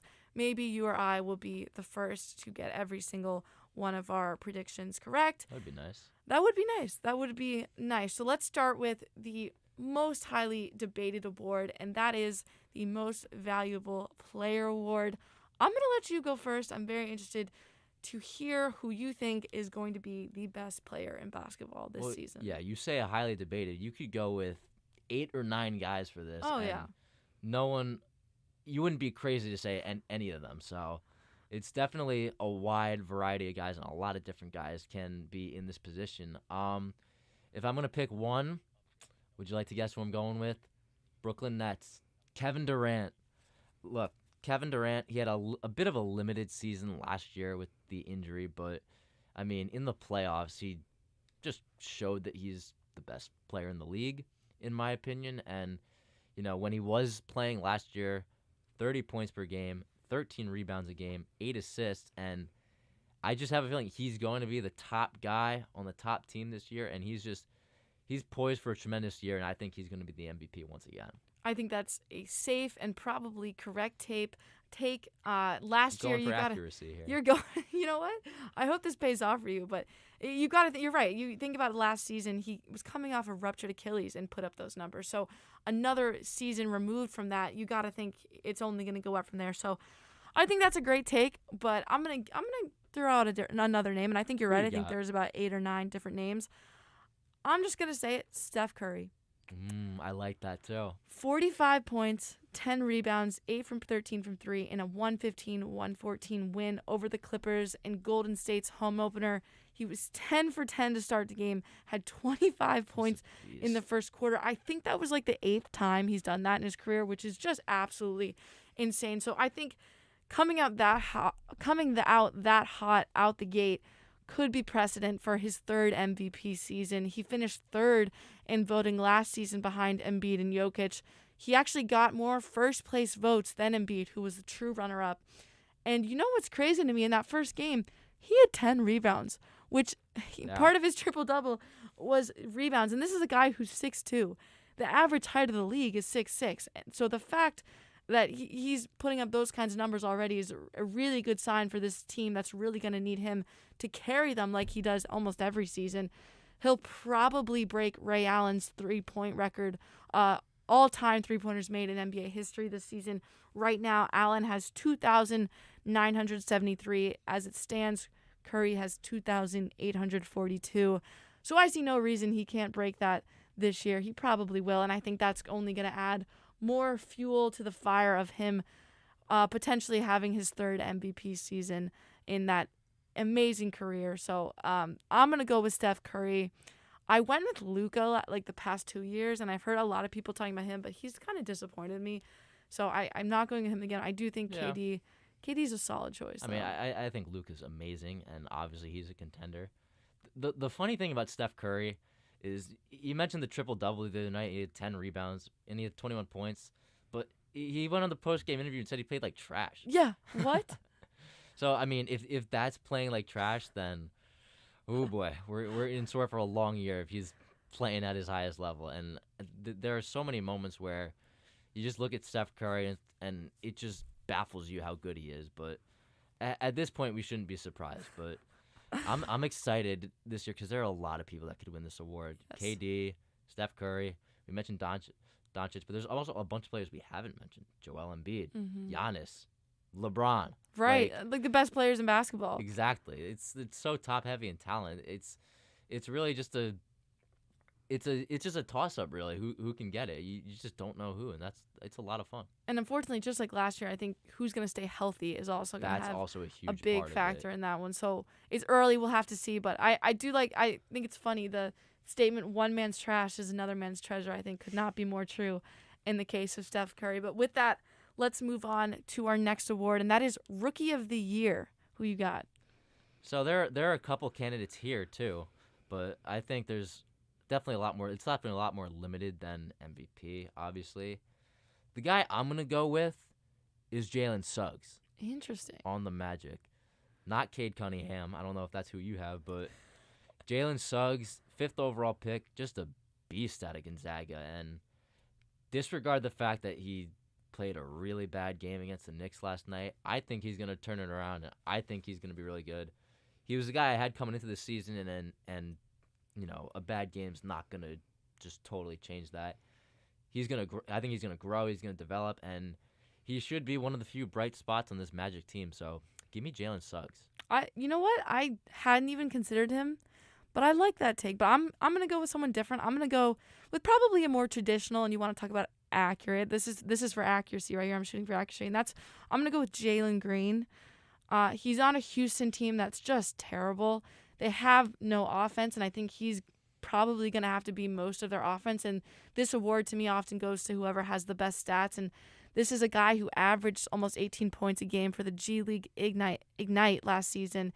He has the athleticism and scoring ability to really put up some points in Houston. He's probably going to be one of their better players. Cade Cunningham is a name I've seen thrown around a lot. He was the number 1 pick overall. He's also probably going to have a high usage rate, but I do like the Suggs pick. So we'll see for that one. Moving on, we're going to go defensive player of the year. I'm going to go with Joel Embiid. Joel Embiid, I think he received some votes last season, and he keeps talking about how this is one of his goals. Like, he really wants to win Defensive Player of the Year. He really wants it. And, he had received MVP votes last year. He's another contender this year. But if he can win Defensive Player of the Year, it's another great award. And, I mean, defense is essential for the Sixers this year because they're missing a certain guy that could be useful on defense. So Embiid's going to have to pick up the slack, but I think he's more than capable. He plays great on both sides of the ball, and I think Joel Embiid is a very nice choice for Defensive Player of the Year. I like that you're backing up his manifestation. You're like, he sees it as a goal for himself, so I think it's going to happen. I really like that. No one's going to tell him no. Well, he doesn't have Simmons there, so a lot more of the defense is going to fall on him, but I think the fact that Matisse Thybulle's there is going to take away from his campaign for Defensive Player of the Year because I think he's also a strong defender and he's going to take up a lot of those Simmons assignments. So that's my I guess evidence for why you're wrong. Interesting. Why you're wrong, but I think Joel Embiid, you know what? If he wants it, go make it happen. I'm all for manifesting your dreams. So I'm going to go with Bam Adebayo. I think he is one of the most versatile defenders in this league. I think he could have been Defensive Player of the Year the past 2-3 years. He can guard post players, perimeter players. He's got a 7'1" wingspan. He's playing on a Heat team that I think has the potential to be one of the best defensive units in the league. They have Kyle Lowry now. They bring in PJ Tucker, Markieff Morris. This is going to be a team that I think, like the Knicks from last year, is really their status in the league, their rank is going to depend on how good their defense is. And I think Bam Adebayo, who finished as a 9th highest rated defender in the NBA last year, could see that ranking go up. And I think he's going to be a big part of that team's success. Yeah, the Heat do have a lot of talent. They're a team certain to look out for. They have a lot of guys there. And Adebayo, he's a really good defensive player, and he's so huge for that team. So I like that a lot.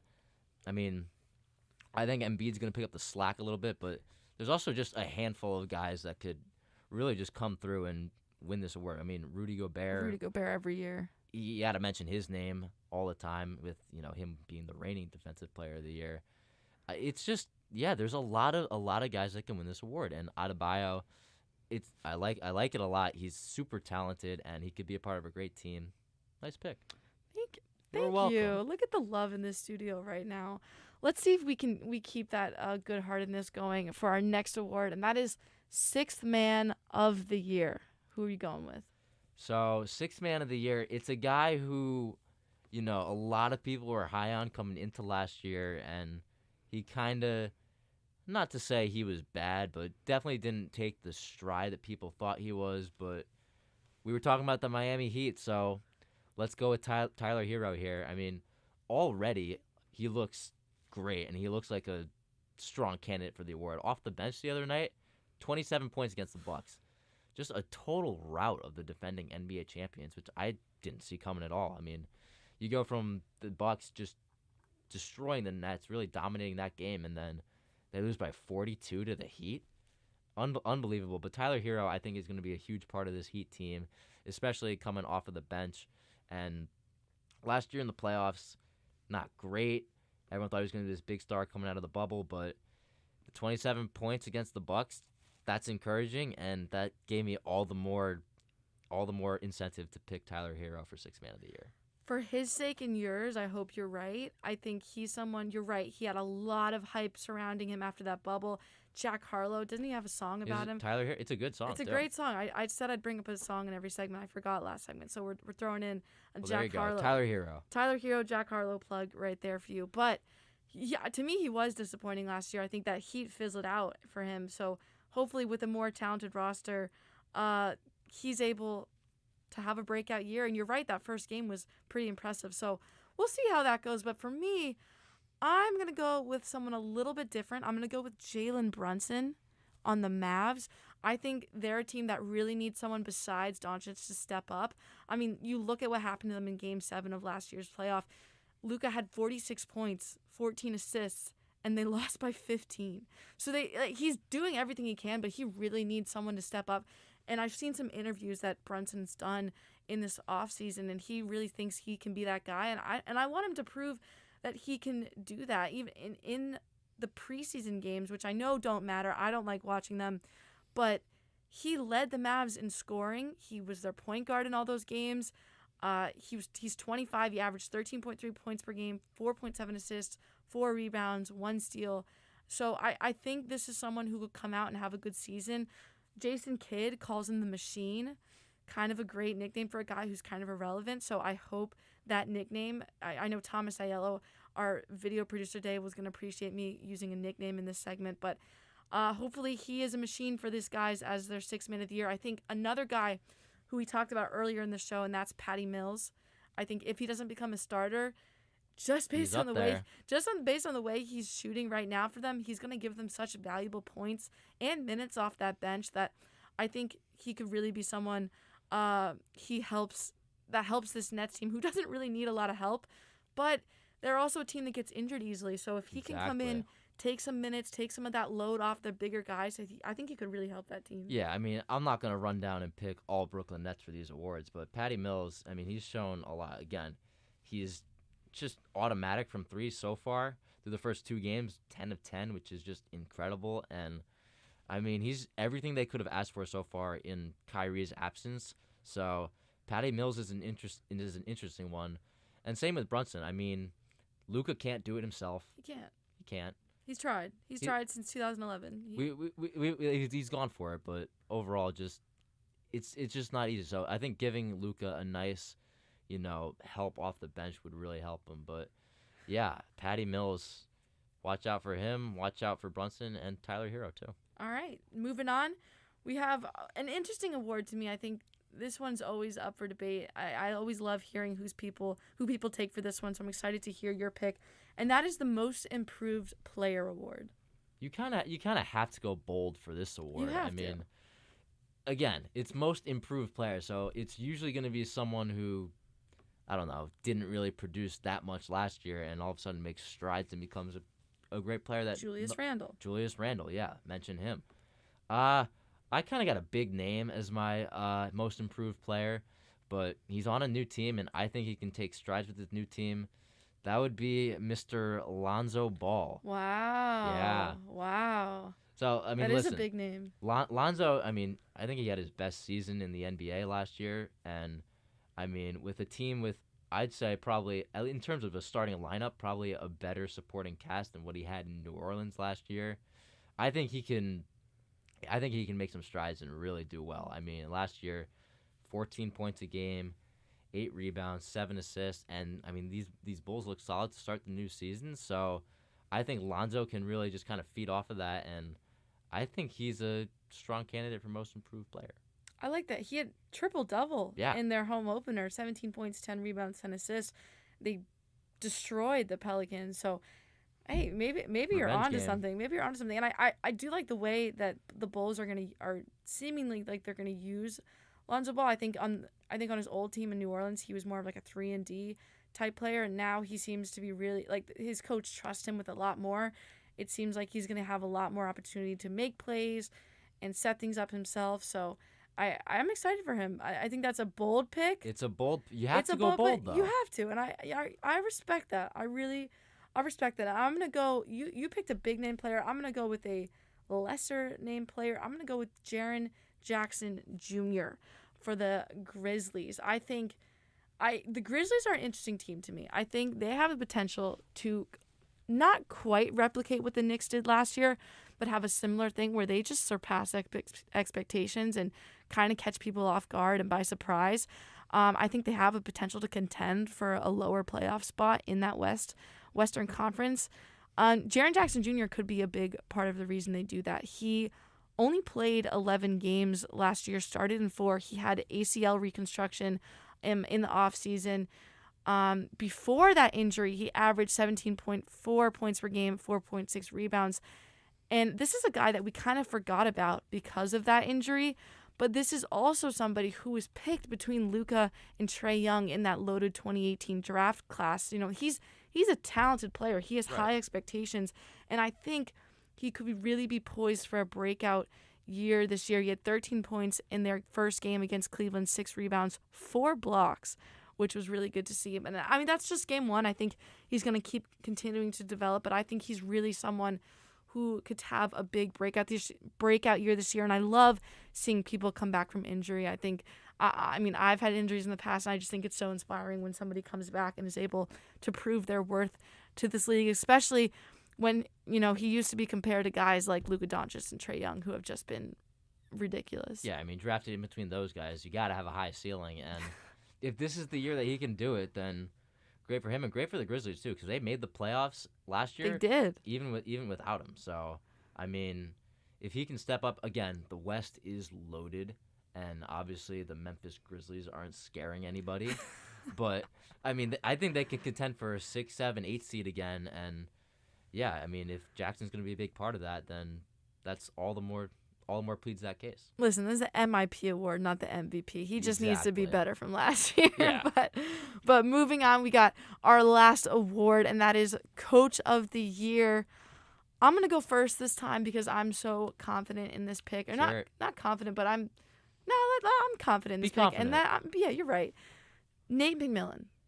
Nate McMillan with the Hawks. I think if he can replicate what he did for the Hawks in that second half of the season last year, where he gets the most out of a very young team led by, let's be honest, a little bit of a hothead in Trae Young. I just mentioned him. He's great, but he's probably a lot to manage as a coach. So I think if he's able to take this team and have them take another step forward this year, especially after their postseason run, which I don't think anybody expected them to do as well and go as far as they did, he led them to a 27-11 record over the final 2.5 months last season, which was the NBA's 3rd best mark in that time span.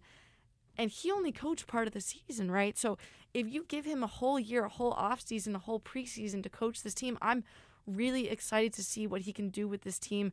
He stepped in for Lloyd Pierce, who couldn't do anything with this team, and he was able to find a way to bring them that far into the postseason. So I think he was a legitimate contender for Coach of the Year last year, and I think there's no reason he can't be an even better contender this year. Yeah, I think McMillan's a great coach. He's great for this Hawks team. I mean, they thrived under him. And, I mean, getting to the conference finals last year, no one could have imagined that in any way at the start of the season. So it was definitely exceeding expectations last year, but it's all about, you know, can they build off of it and can they be that same team they were last year? Can they even improve? So I think that's an interesting pick. I like that a lot. And it's a little, I guess, bold, or it's not safe like mine is. So I'm going to give you mine. I got Steve Nash. Literally, I mean, look, they're dealing with a lot. Are you a Nets fan or something? Oh, no. I just like Steve Nash a lot. KD for MVP, Steve Nash. I'm just kidding. Go ahead. Go ahead with your take. Steve Nash, in all likelihood, could be the coach of just the best team in the league. And, again, they deal with a little bit, too. They deal with the Kyrie nonsense, and there's probably going to be injuries, too. Mm-hmm. But I think if the Nets can survive injuries and remain a top seed, like, why not give it to a guy like Steve Nash? No, you know what?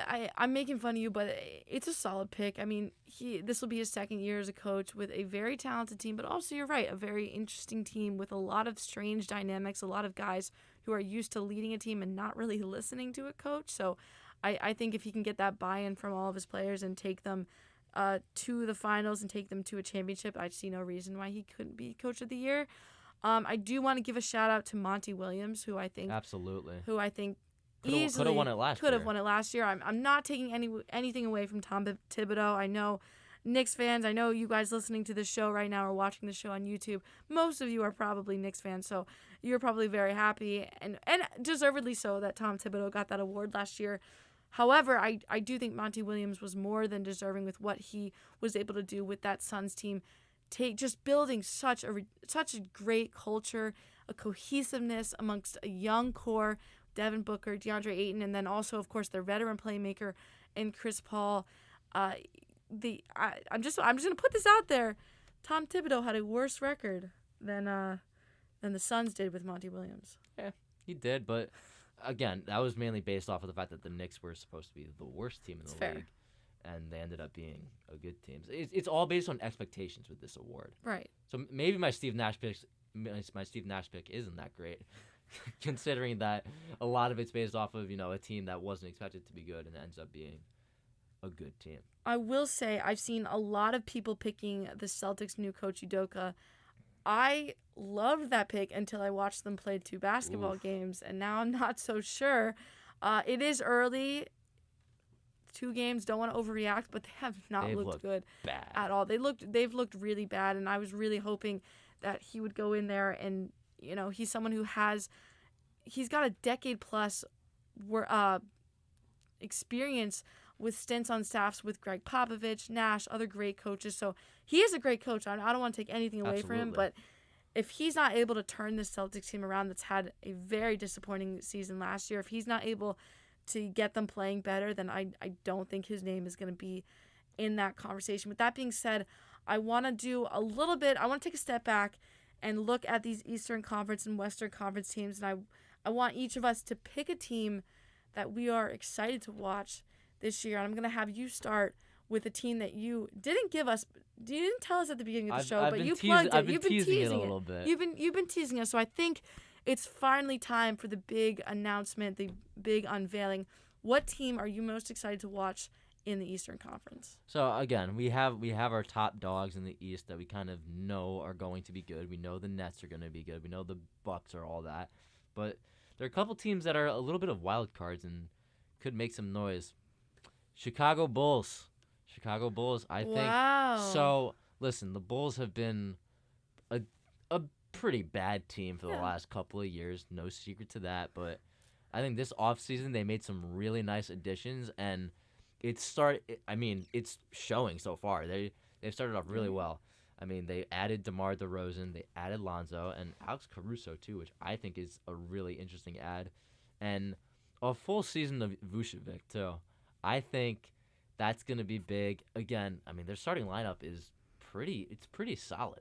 They have a lot of good players. Now, I would say the only issue with this team is they have a pretty thin bench, which is definitely not going to plead your case. But again, you beat the Pistons to start the year, which is great. But then a nice performance against the Pelicans. So they're off to a 2-0 start, and they're showing some optimism. So give me the Bucks. I think they could be similar to what the Knicks were last year. Maybe get a 5 or 6 seed in the East. I like that. I that is a bold take, but a solid one, especially how they've played so far. It's a sleeper. That's exactly what I was looking for out of that take. So thank you for doing your job. You're welcome. As a host. That was awesome. And I'm going to give my team now another team that underperformed last year that I think we've talked about some of their guys so far in this segment.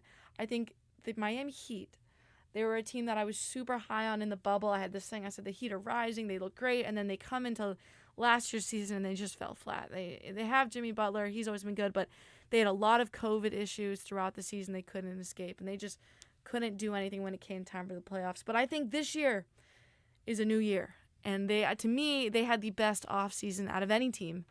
Maybe that's a hot take, but they were the winners of the Kyle Lowry battle. They signed him to a 3-year, $90 million contract. He averaged 17.2 points last year, shooting 43.6% from the field in 46 games in Toronto. I think he's going to be a huge addition, but he wasn't the only one. They also bring in PJ Tucker and Markieff Morris. from the Bucks and the Lakers, respectively. Two really good teams, two really good players. So I'm excited to see this team. I think they're going to be really talented. You mentioned Tyler Hero as a potential sixth man of the year, and I think you're right. I think he has the potential to be really great for them. So that's a team I'm looking for. And let's move on from there to a Western Conference, which I think is a lot more wide open this season. You don't have Kawhi Leonard. Jamal Murray is going to be sidelined for most of the season. The Lakers have been kind of up and down, but what team are you interested in for this season? I mean, I'm just mainly interested in the Phoenix Suns again.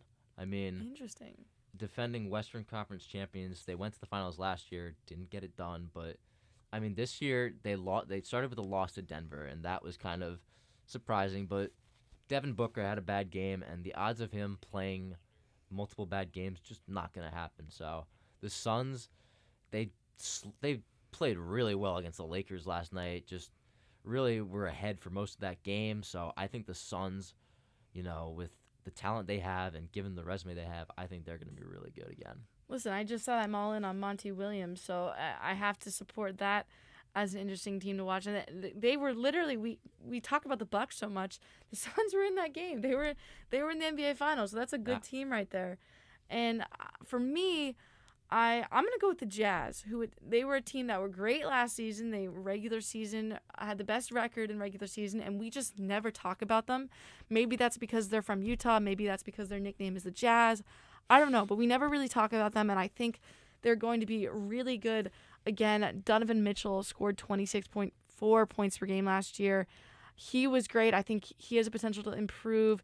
They have Rudy Gobert, so they've got two of those two great players who I think are going to play a lot and score a lot, and I see no reason why they can't have as high of a regular season record as they did last year. I mean, you look at their roster. I mean, Mike Conley, Bogdanovich, Royce O'Neal, Rudy Gay. I mean, it's a talented team. Jordan Clarkson and Joe Ingles, to me, could both be sixth men of the year if they wanted to. This is a talented team, and I think people sleep on them a little bit, but I wouldn't be surprised if they're up there 1 through 3 rankings throughout the whole season again. Yeah, they're the top seed in the West last year. I mean, to be the top seed in the West is pretty, with the talent that's in the Western Conference, it's a hefty achievement. So the Jazz, it's obvious they have a lot of talent, and yeah, I mean, they could easily be right there next year. Easily a top seed in the West, in my opinion. Easily, but it's early with basketball, and we're in the middle of football, so that's what we're going to get to next on 101 right after this station break.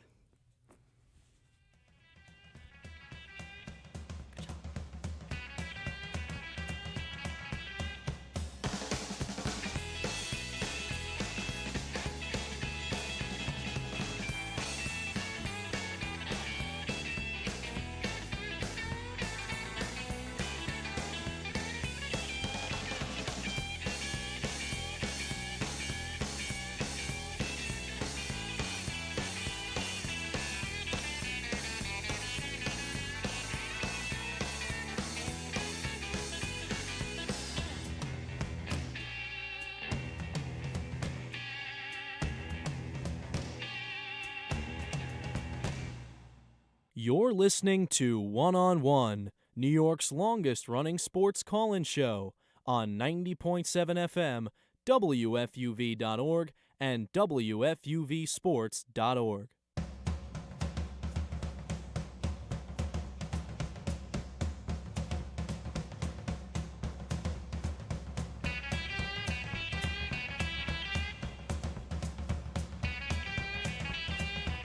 Intro music is so catchy. Like It's awesome. We've been trying to name a song but this might just be the song for this segment. Just mention this. I just want to.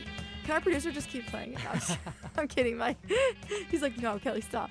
Anyways, we're talking sports. We're not talking music right now. We're back on One live on YouTube. Also going to be on 90.7 later tonight, 11 p.m. to 2 a.m. So make sure you tune in to that. If you're watching on YouTube and you want to hear us talk about all the same things again and say the exact same words twice, if you're into that, I don't know. But Brian, we are talking football now. We got 2 New York football games tomorrow, both at 1 p.m. Both looking like they're not going to be the best games, We'll see. We'll see. Let's start with the Giants and the Panthers. Panthers are 3-3, Giants 1-5. It is a home game for New York. They are really going to be looking for a win and redemption after their Week 6 loss to the Rams, 38-11. The biggest loss from that game might not have been the actual game. It might have been the seemingly never-ending continuation to their list of injured starters. Saquon Barkley, Kenny Golladay, Darius Slayton, Ben Bredesen out. Kadarius Toney, who was already filling in for their missing receivers, is also now out. He got injured in that game. Andrew Thomas, their left tackle. Big loss. He's now out through Week 11. So it just, we just got word during the show, Tay Crowder, their linebacker's probably going to be out. Brian, you're a Giants fan. I mean, what is going on in New York? Is it something in the water? Honestly, I have no answer for you. It's beyond me what's going on right now. I've never seen anything like this before in football, where everyone's just going down. I mean, I talked about the Cowboys game a lot, and I mean that was just unbelievable to see. And then even next week, it's Kadarius Toney goes out, like unbelievable. But they have a depleted roster, and they're reeling. They're not playing well coming into this game, obviously with the just crushing blow last week. But I'm gonna give the Giants a chance to win this game. I think that they can. I mean, look, you go from playing the Cowboys and the Rams. Now you got the Carolina Panthers. It's a little bit of a scale back. So I'm interested to see, the Panthers have lost 3 straight, so I'm interested to see how they respond to that. But we mentioned home games, and I just got to mention this, that the Giants have been absolutely awful at home in the last 4 seasons. It got so bad to a point where a reporter asked Joe Judge if the players actually enjoyed playing in front of the home crowd at this point, because the fans are so hostile to them, because obviously they're booing them, seeing the product on the field. So, I mean, that's just a brutal to even bring that up. They can't buy a win at home. They're 9-25 at home since 2017. They're just giving home fans nothing to really celebrate. But can they do it tomorrow? Maybe, because they play Sam Darnold. Sam Darnold's back in New York against the Giants, though, and the last couple of games he started off really well.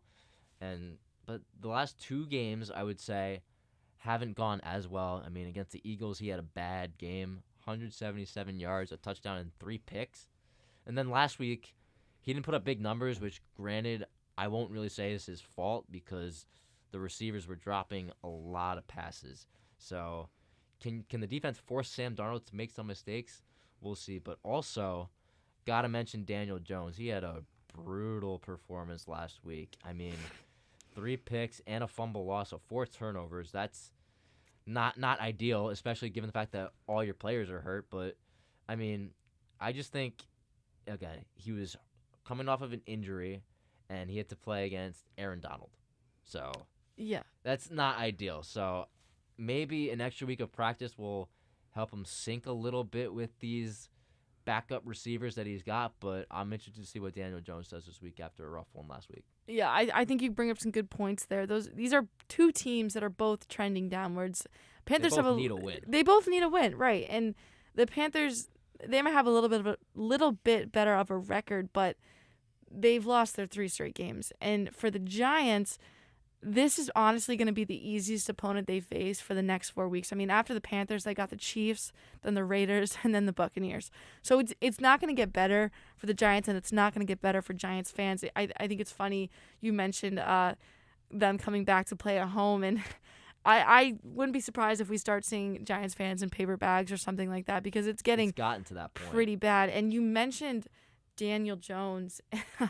He actually has one of the most interesting home and road splits of a quarterback, and not in a good way. On the road, he has a 25-7 touchdown interception ratio with a 93.6 passer rating.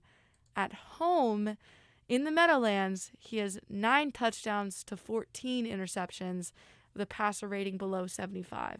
He's also fumbled the ball 19 times at home, losing 10 of those. That's 24 turnovers in 16 career home games. So in terms of home field advantage, I'm not really sure if that's a thing for Daniel Jones. And to be fair, I don't think it's all his fault. I think you're right. No, it definitely isn't. It's really not. His receivers are, at this point, like, I'm having to look up how to pronounce their names because I've never heard of them. We're like 5th and 6th string receivers. And his O-line, they gave up 4 sacks, 7 QB hits last week, including there was that one hit where it looked like he was concussed. Yeah. He shouldn't even be playing really right now. I don't know how he doesn't have a concussion. Him coming back last week was a little curious to me. Yeah. I thought he could have used the week to rest, but I guess the doctors cleared him. But I guess. I who knows? But they're going to be without Andrew Thomas again. Nate Solder, Cunningham, Matt Peart will probably have to rotate around to fill up those tackle spots of people they've been missing. In terms of running for this Giants team, Devontae Booker had his first start in place of Saquon last week. He had 12 carries, 41 yards, 3 yards per carry. Not great, not really what you want. Actually, Daniel Jones is the team's leading rusher right now with 200 yards on the season. So, yeah, not great. Not really what you want. But on the positive side, Panthers' run defense isn't great either. They are 27th in yards per carry. They're 15th. They give up 111 yards per game on the ground. Dalvin Cook cooked them, literally cooked them. Nice You see what I did there last week on the ground against them. So maybe this is a game for the Giants to find a run game that they don't really have. Well, what I will say about last week, because last week turned into a blowout very quickly, but yes, the one thing that I guess looked good in the first quarter is Devontae Booker had some nice runs. He looked better than I thought he would, and he produced against the Cowboys too. So I think the run game should actually be okay without Saquon, believe it or not. But yeah, and they're given a gift too because the Panthers' run defense hasn't been very good. So you got with the lack of receivers that you have now, you're getting some of the guys back. Shepard's been back, and Slayton might come back this week, so that helps. But again, you're without some of your top targets in Galladay and Tony, so establishing the run is really important. And I think if Booker has another good game, it will really help the Giants. No, I think you're right, and this could be a breakout game for them on that front. And they are getting a few weapons back, which should be helpful. But it's exhausting talking about their offense, so let's talk a little bit about their defense, which honestly, I don't want to talk about their now that I'm defense. thinking about it, might be worse. They are 30th in the league in giving up points per game, 27th in yards per game. Defensive coordinator Patrick Graham just hasn't been able to find an answer for this team, and now they're probably one of their best players was Tay Crowder, that second-year linebacker, and he's out. We just got word that they added veteran linebacker Benedrick McKinney from the Dolphins, so he should be active in this game tomorrow playing for Tay Crowder, but I don't know how much of an impact he's going to make. This is a team that defensively has just been very inconsistent on the ground.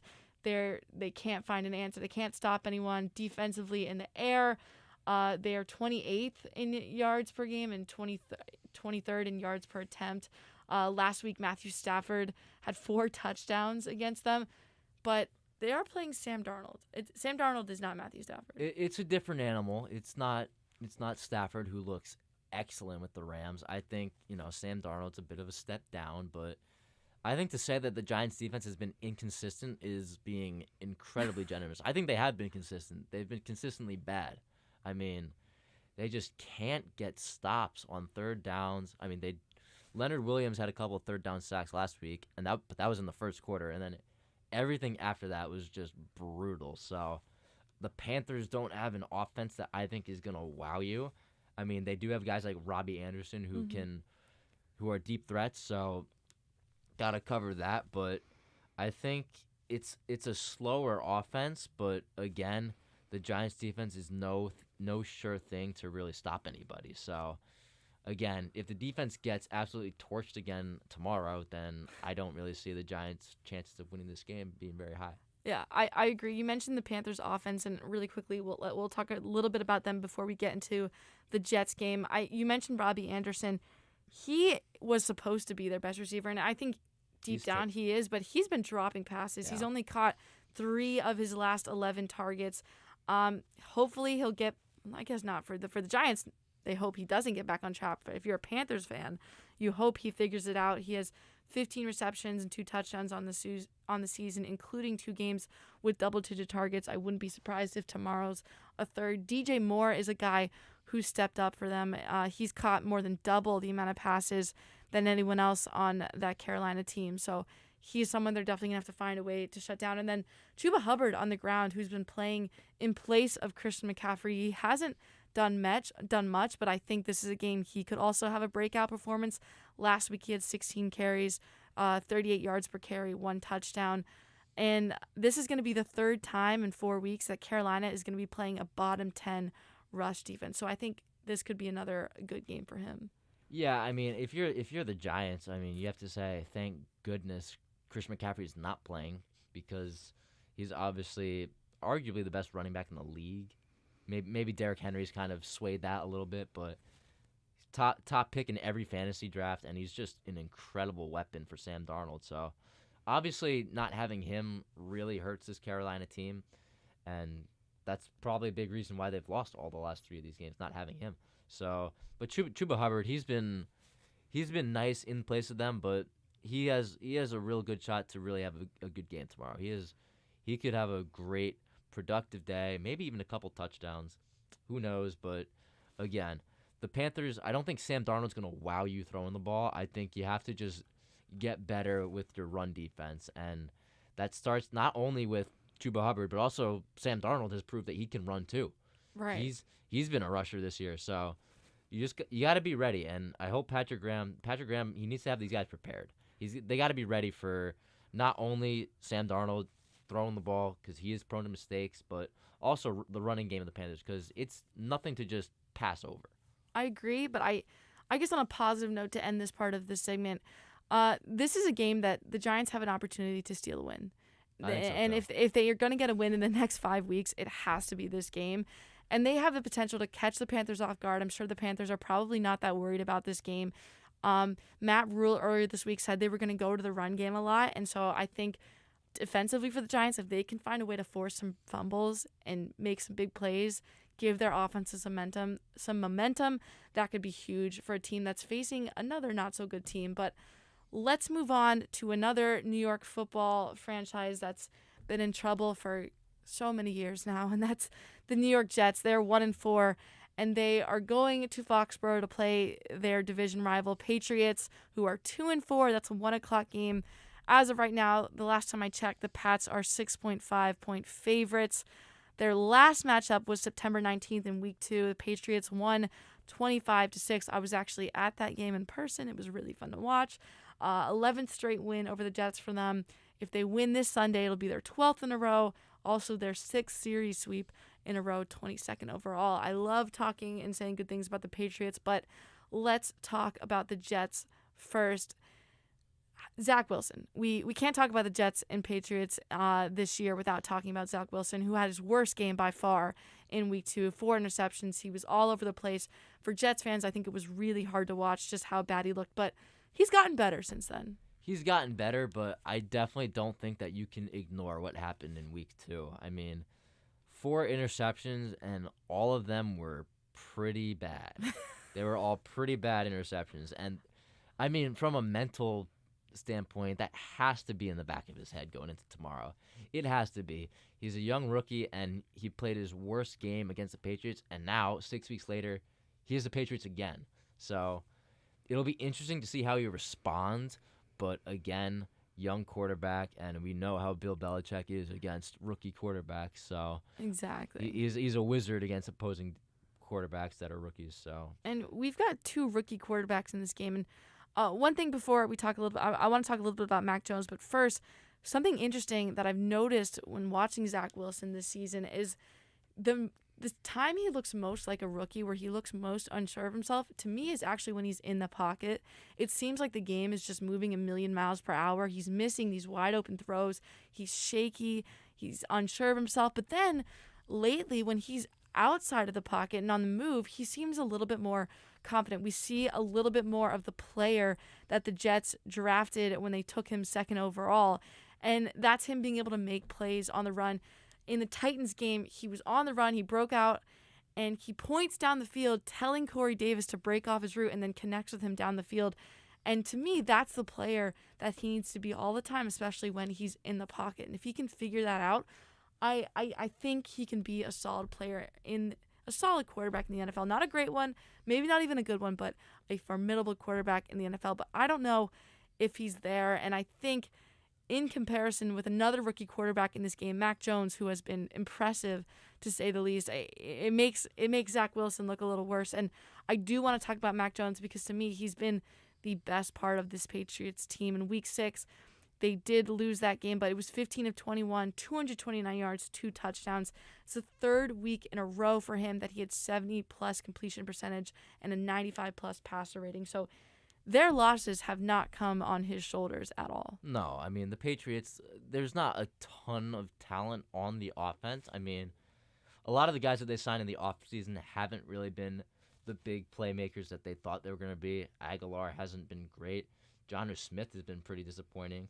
So, I mean, Mac Jones, obviously, he's the best out of, I'd say, all the rookie quarterbacks right now, given that he's just in the best situation by far. That's fair. And I think he's been solid, but, I mean, if the Jets defense can play like they did against Tennessee, then I think Mac Jones could have some trouble. Because Mac Jones, he didn't exactly light the Jets up the first time he played them. He kind of had an okay game. They ran it a lot against the Jets in Week 2. So, I mean, I don't know if Mac Jones scares you really coming into this one, but I think if you get pressure on Mac Jones, I think this game could go okay for the Jets. Because when they got pressure on Ryan Tannehill in the Tennessee game, they had 7 sacks. They looked great, but then against the Falcons, 0 sacks, and you lose. So I think getting pressure on a rookie like Mac Jones will be really effective, and you can stay in the game a lot longer by getting more pressure. I think that's a great point. And I think the good thing for the Jets is that their defense hasn't been that bad. I mean, they're not great. We're talking about the Giants and the Jets here. It's all relative, but their offense is definitely, to me, the more glaring issue between the two. So I mean, you look at this team, the guys on their defensive roster are talented guys. Quinnen Williams, he's probably the best player on their defensive roster. He leads the team in sacks. He's a former first-round selection. He's been solid as a pass rusher and a run stopper, and I expect if the Jets are going to have any chance of winning this game, he's going to have a big game, and I think there's no reason why he can't. So I think he's definitely a guy, an X factor in this game. You look at the rest of their secondary. This is a very young secondary. It's the youngest team in the league. So they have some guys who can make some plays. They're 17th in the league in yards per game, not great, but they have no interceptions on the year, and this is their second time playing Mac Jones. So I'm wondering if any of those guys, Quincy Williams, Bryce Hall, Brandon Eccles, I believe they're getting Marcus May back. If any of those guys can maybe get the first turnover interception of the year for the Jet secondary. Yeah, I didn't see Marcus May on the injury report coming into this one, so he seems like he's okay and ready to go, but I mean, they are missing a couple players on defense. I mean, CJ Mosley is doubtful. Yeah. Huge loss. I mean, I talked about getting pressure on the quarterback. That not having that guy, that's a tough one, but the Jets secondary for the most part this year has been pretty good. It's been pretty solid. They do well in coverage. So I think the defense in some of their big losses has really kept them in games. I mean, the Atlanta game was kind of a change of pace. I was not expecting them to really lay an egg like they did. But, I mean, again, no interceptions the whole year. We're 7 games in at this point. Like, most teams, aren't exactly ball hawks, but I mean, look at what Trayvon Diggs is doing. Trayvon Diggs alone, he has 7, I think. He has 7 interceptions in 6 games, which is unbelievable. So the fact that a whole team is really struggling to pick the ball off, it's startling. But again, rookie quarterback tomorrow, so exactly, maybe tomorrow's the day. And they're playing a Pats secondary who's pretty good at getting interceptions, but they're also playing a Pats receiving core that's okay. They're not great, and they're young. So I think there's a chance that they could step up and have a breakout game in that regard. I mean, you look at the weapons that Mac Jones has, Kevin Bourne, Jacoby Myers, Hunter Henry, he's caught a touchdown, in 3 straight games. The last time New England had a tight end with 4 straight games with a touchdown was Gronk back in 2013, and I don't know if Hunter Henry is at Rob Gronkowski's level. I know he's not at his level. Probably not. But, I mean, he's someone who is frequently targeted. But it's a bunch of young guys. These are 2 teams with a lot of young guys, young talent, where any game, any given Sunday, isn't that the saying? Any game could be a breakout or just a bad game for these guys. They're still figuring out their place in the league. They're still getting used to that pace of play. And speaking of that, I want to take a step back and look at this Jets offense and kind of break down where some of those issues are coming, because they are not good. No. This Jets offense is really bad. They are last in the league in points per game, second to last in total yards. They have 9 turnovers, Yikes. which were all interceptions from their rookie quarterback. So on the bright side, they haven't fumbled the ball. So they're not losing the ball on the ground. Look at it that way. Yeah, you can look at it that way, or you can look at the fact that they have 9 turnovers and they're all interceptions from their quarterback who was supposed to help them. Which you're right, it's not ideal, and I think a lot of that has to be, I guess, chalking that up to them being young. I mean, they have 4 rookies in top rotational roles on offense. Their QB is a rookie. Their running back is a rookie. One of their best wide receivers this year, Elijah Moore, is a rookie. Their left guard, Elijah Vera Tucker, rookie. So it's just a lot of young guys who are still figuring their way out in this league. Yeah, look, it was always going to be a learning process for the Jets this year. It was always going to be a rebuild, and there were always going to be ups and downs. You had the up against Tennessee, and then immediately the next week, a down against Atlanta, and then you had the bye week. So it's all about finding consistency, and you're going to struggle to do that with a team as young as this. It's going to take some time, and I think Jets fans kind of got to understand that. Now, I'd say the biggest thing that can get this offense rolling is you have to do something in the first quarter.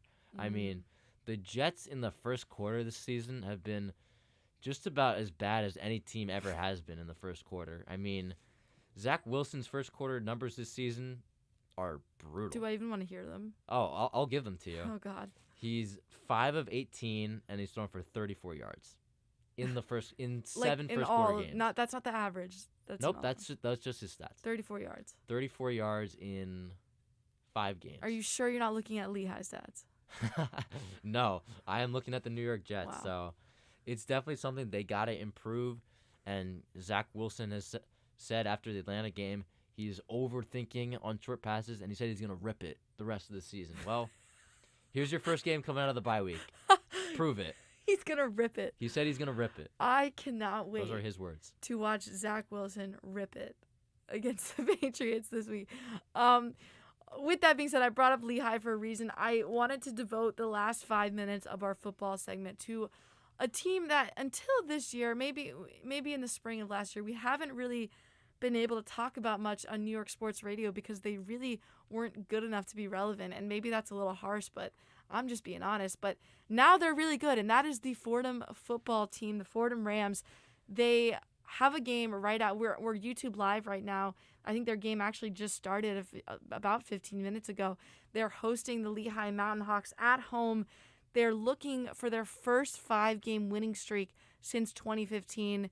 Also looking to open the Patriot League 3-0 for the first time since 2016. So Fordham Rams have been killing it. They've been impressive. Yeah, I've really enjoyed just seeing these last 3 games. I mean, 3-0 in the last 3, and I mean the last 2 wins have been dominant. Blowouts. 56-7 against Wagner, and then 66-21 against Bucknell. Their offense just can't be stopped. I mean, in the last 3 games, they're averaging around, if you round it up, 55 points a game.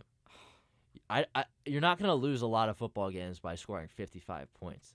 And Tim DeMorat's coming off of a 6-touchdown week, so there's no secret they've been playing great, and they certainly have the ball rolling coming into this one. And they have a struggling Lehigh team, 0-6, and they haven't scored a touchdown all season. They have not scored. We think the Jets are bad. We think the Giants are bad. And then we see the Lehigh Mountain Hawks, and they take it to a new level. They, like you mentioned, have not scored a single touchdown in any of their games this season.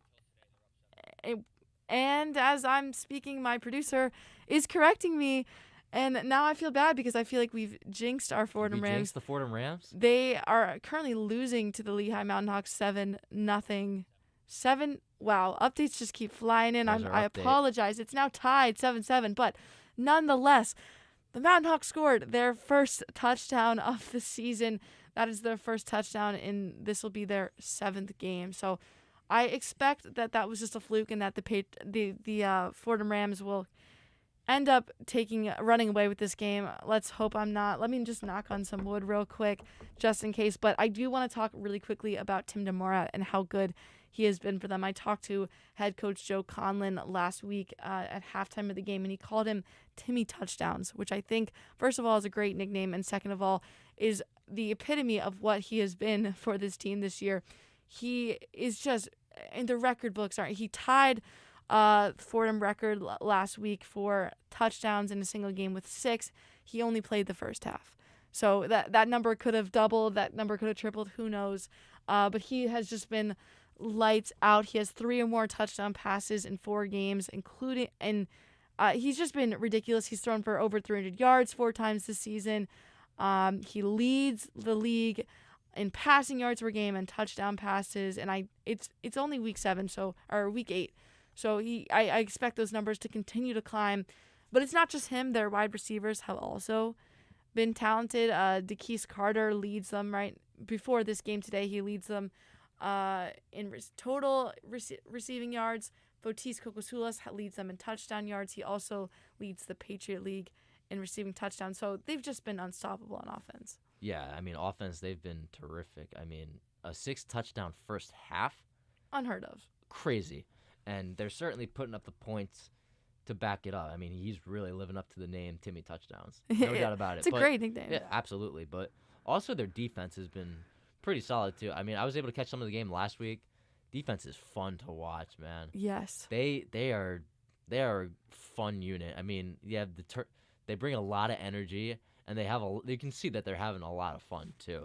That's the thing that I take away most from it. They're a fun group, you know. They got the turnover. What would you call it? You get the turnover ball that they give after every. Yes, the turnover. It's a white football, and it says "Property of the Bronx Zoo" on it. The turnover ball. Yeah, so I love that aspect of it.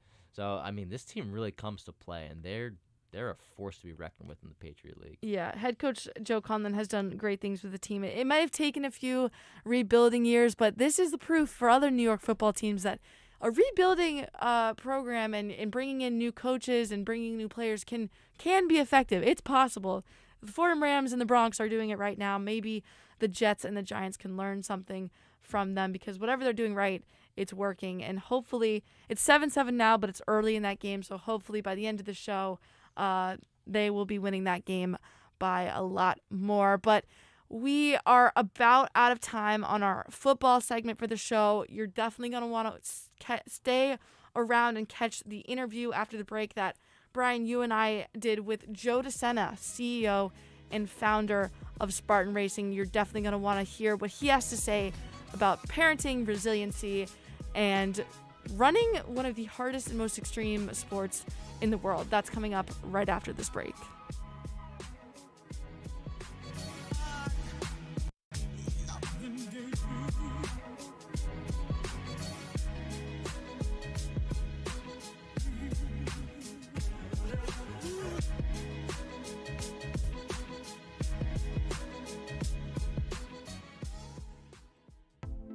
One on One has a brand new YouTube channel. Subscribe to WFUV Sports to catch our simulcast Saturday nights and get notifications so you never miss another show. Miss the show? You can find on-demand segments, interviews, and highlights every week. WFUV Sports, home to New York's longest-running sports call-in show and the flagship station of Fordham Athletics.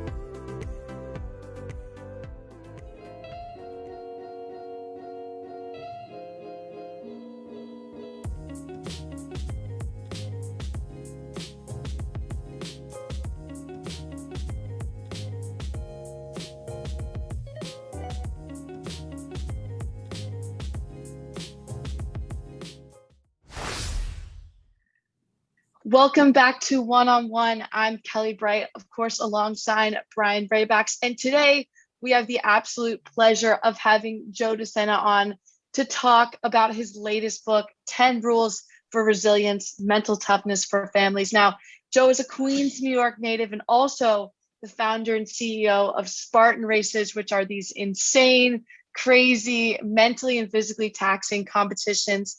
Since 2010, Spartan Races have held over 250 events across 40 countries on 6 different continents.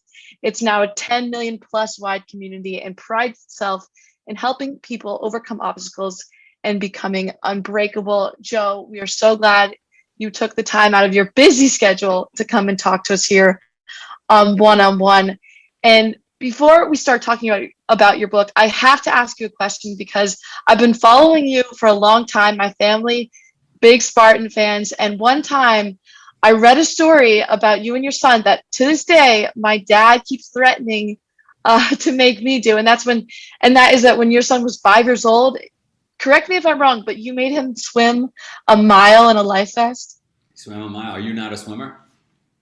I'm not a swimmer. I'm not a swimmer. I never have been, but my dad, he always threatens me with stuff like that. I had Charlie, my second son, swim a mile, and we were about 3/4 of a mile, maybe a little more through it was in a lake, and the sun was going down, and a woman saw us and paddled out, motherly instinct, and started to fight on getting him in the boat and getting him on shore, and he shouldn't be doing this, and she had been watching from the shore. And I said, Charlie, come on, because I didn't want to be like fighting with this woman in the water while he's trying to swim. Anyway, we got it. I said, Charlie, we're a 1/4 mile from greatness. We got to get this done. And Charlie got it done, and he's a better boy for it. Charlie 2 years later ran the New York Marathon. So at 7. It's 7. 7. Wow. His brother at 8 ran a 50K on the Boston Marathon. Their sister ran Spartan Beast in Indonesia. And the little 8-year-old hasn't done anything big yet. So yet I'm sure he will though. I mean, I'm 22 and the most I've run is maybe a 10K. So respect you. It's clearly you know what you're doing as a parent. And so we're here to talk about this new book, 10 Rules for Resilience. And I'm going to start by just off the bat. What does resilience mean to you? And in the book, you use this term true resilience. What does that mean? Yeah, so for me, it's that ability not only to stand and take the punches, right? But it's the ability to bounce back, but it's also the ability to pivot when you have to pivot because the environment's giving you information, and you might have to make a left or make a right. And a lot of people just get stuck in their ways, and they're not adaptable. And they don't bounce back, and they break. A lot of people break. I mean, nobody knows. I've had 10 million people come through a Spartan race somewhere in the world, 45 countries. And so, oh my God, I've seen a lot of people quit. I've seen a lot of grandmothers die the day before the race is about to happen. And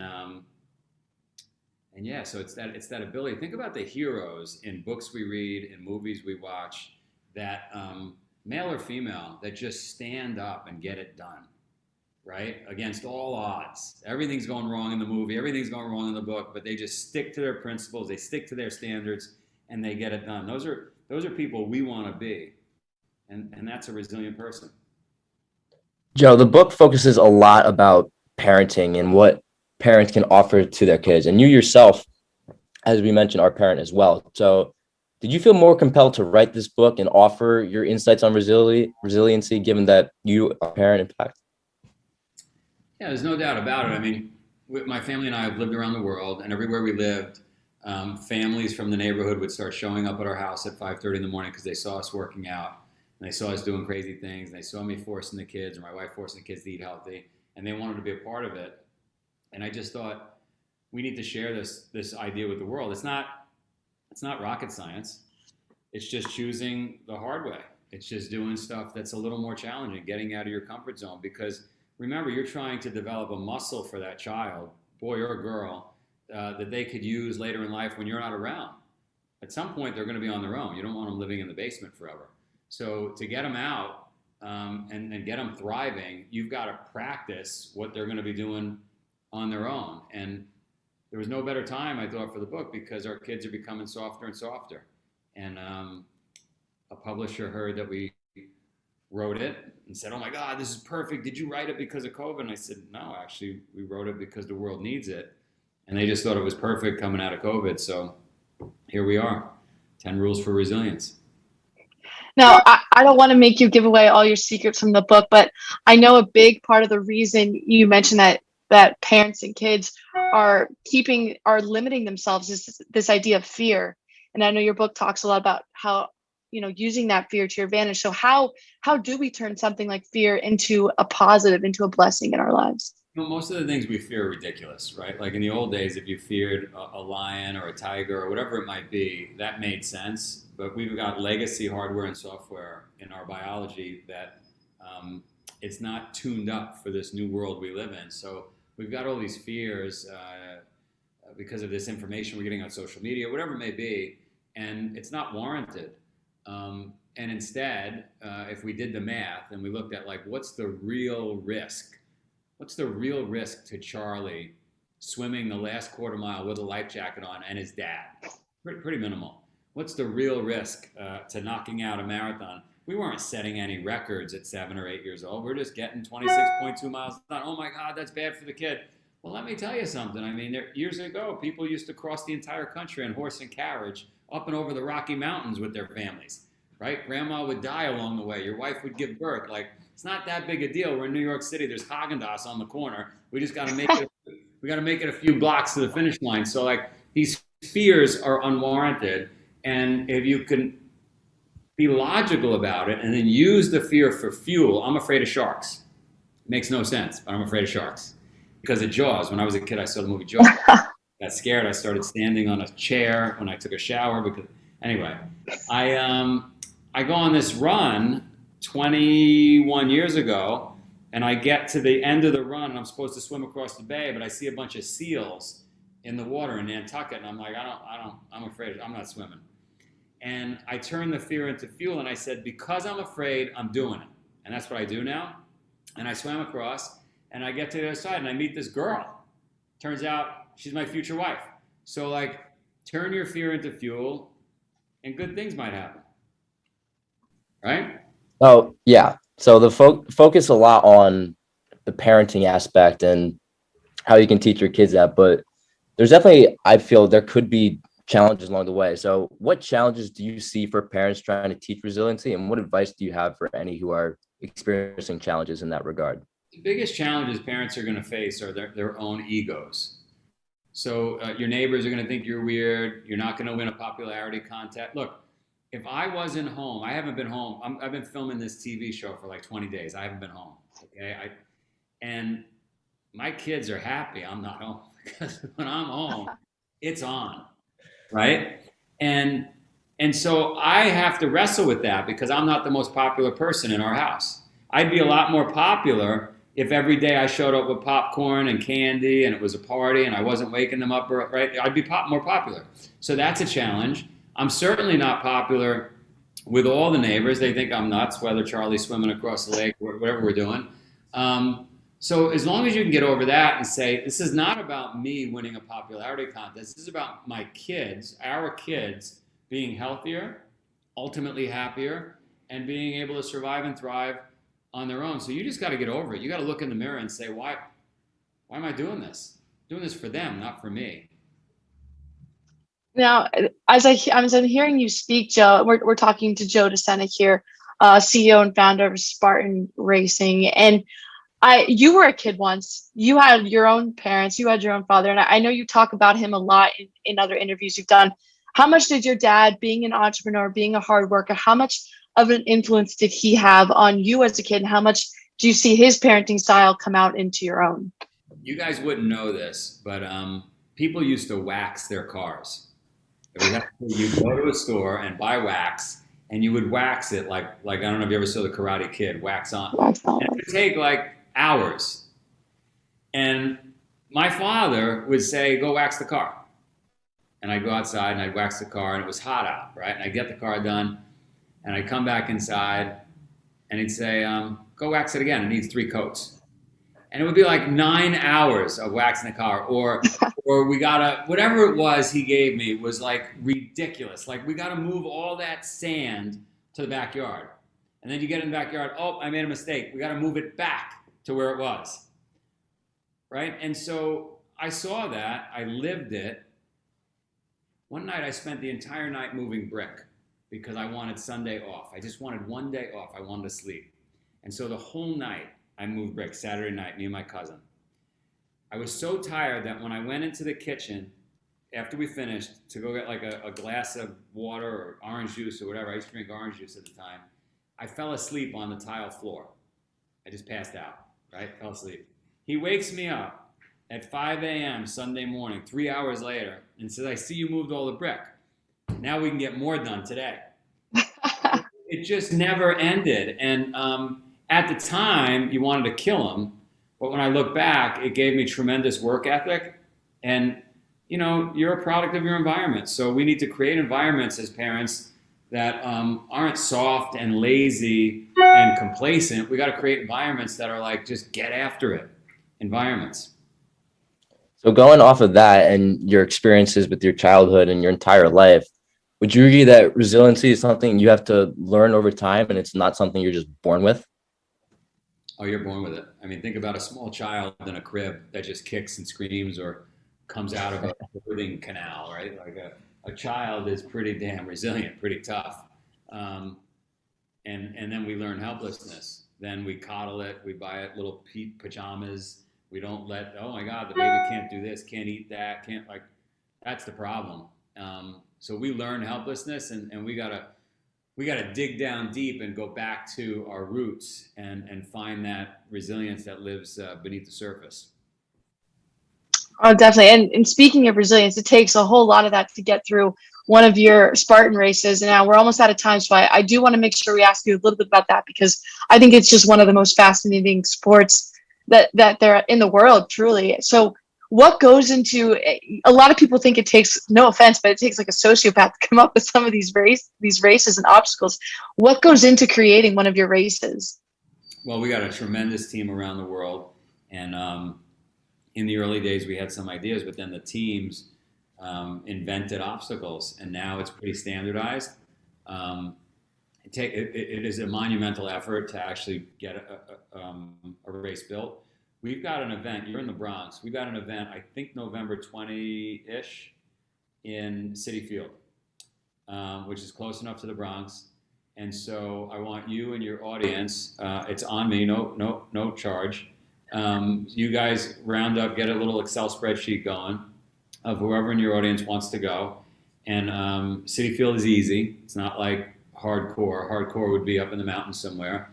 And I want you to take a team and then get it done. And then you guys and your audience tell me what you think. But guarantee it'll change everybody's life. You'll be happier for it. If you do it, I won't call your father and tell him he's going to file. So it's up to you. So my brother actually competes in your Spartan events, and he's been like begging me to do it. And you know what? November 20th might just have to be the first one. There's no might. The's no, you have to. It will. Commitment publicly right now. You just say, I'm doing it. And then you'd be a fraud if you don't show up. Say you're doing it for real. And that's it. We'll get it done. But bring a whole crew. I'll bring a crew. I play on the softball team here, so maybe I'll get the whole team in. Get the whole team in, and we could set up a podcast at the race. This, you know what? It sounds like a plan to me. Brian, you're also in this. Don't think you're getting out of this just because I'm there. I didn't say anything about getting out of it.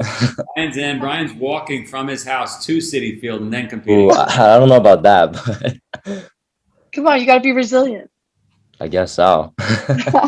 Well, Joe, I know you're super busy. We want to make sure you have time to get to your next interview, but thank you so much for coming on and talking to us today. Again, Joe's new book, 10 Rules for Resilience, Mental Toughness for Families, is out now.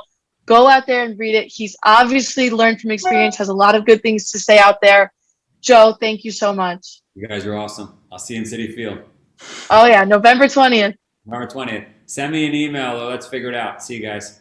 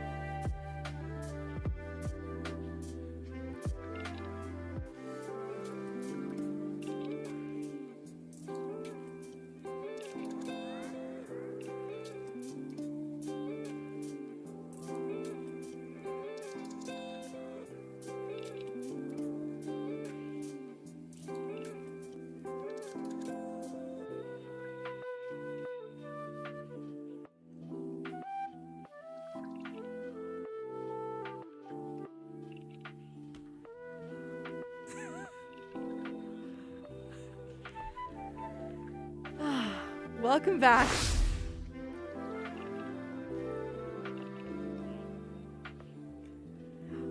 Welcome back to One on One. We are almost done with today's show. We got some nice lo-fi chill vibes, bringing us into a very chaotic last segment. Brian, it's been a fun show. We've talked a lot of sports. We got through baseball, basketball, football, some Spartan racing, just everything in between. But for our last segment, I think we're going to go a little bit off the rails, a little away from the sports world. Yeah, I'm excited for this last segment. I mean, we've touched everything and anything in this, in this show. We've talked baseball, basketball, football, Spartan racing, as you mentioned. Are you City Field, November 20th? City Field, I think we both kind of signed ourselves up for that. He said if I don't go, I'm a fraud. Yeah, so you're kind of locked into that one. I don't want that. I don't want that on my resume. So I might. I guess if you guys are listening to this, send FUV an email, call the station, send Joe at Spartan Racing an email, send me an email. I don't know if I'm allowed to give out my personal information, so I'm not gonna do that. But come join us, City Field, November 20th. Let's do a 5K obstacle course. Why not? Yeah, why not? But I mean, it's a chaotic event there, but. Let's get to the chaos we got right here. Let's get to the chaos here. You're excited. Oh, I'm excited. I've been looking forward to this for a while. Every break of the show, we've kind of talked about this segment. Now, I have with me, people watching it from YouTube can see, I'm holding it up to the screen now, I have a plastic bag with about 15 to 16 questions that our producers, Mike Messina and Thomas Aiello, have prepared for us. We don't know any of these questions. I'm very concerned about that I have no idea what's on these, but I think we're just gonna get into it. Yeah, I mean, gotta come up with a response on the fly. On the fly. That's the beauty of it. We have no idea what's in this bag. This is like improv, but on sports radio. All right, this is easy. This is an easier one. Okay. Favorite TV show and why? The Office. Really? You're an Office guy. Oh, I'm a big Office guy. I love that show. It's just the first couple of seasons of it are just so funny, and it's a good plot too, and it's just relatable. It's just the setting of it, like people who work can relate to it. So that's fair. I like it a lot, and it's hilarious. So. When I watched that show, it kind of made me excited to be in like corporate America, work 9 to 5, and yet here I am wanting to be a sports broadcaster. So clearly, the marketing on that show, they didn't really grab me in, but it is a good show. That is a funny show. I think Dwight Schrute is one of the funniest and most complex characters on a TV show. I love Michael Scott. Michael Scott is also funny. So There's like funny. 27 different Michael Scotts. Exactly. Halloween's coming up. I know I'll see at least 15 people dressed up as a version of Michael Scott. I think that's fair. Yeah, you can probably assume that. My favorite TV show and why. This is a tough one because I like a bunch of different types of TV shows, but I think I'm going to give a shout out to New Girl. I think that's one of my favorites. I've heard that's very good. I think it's very funny.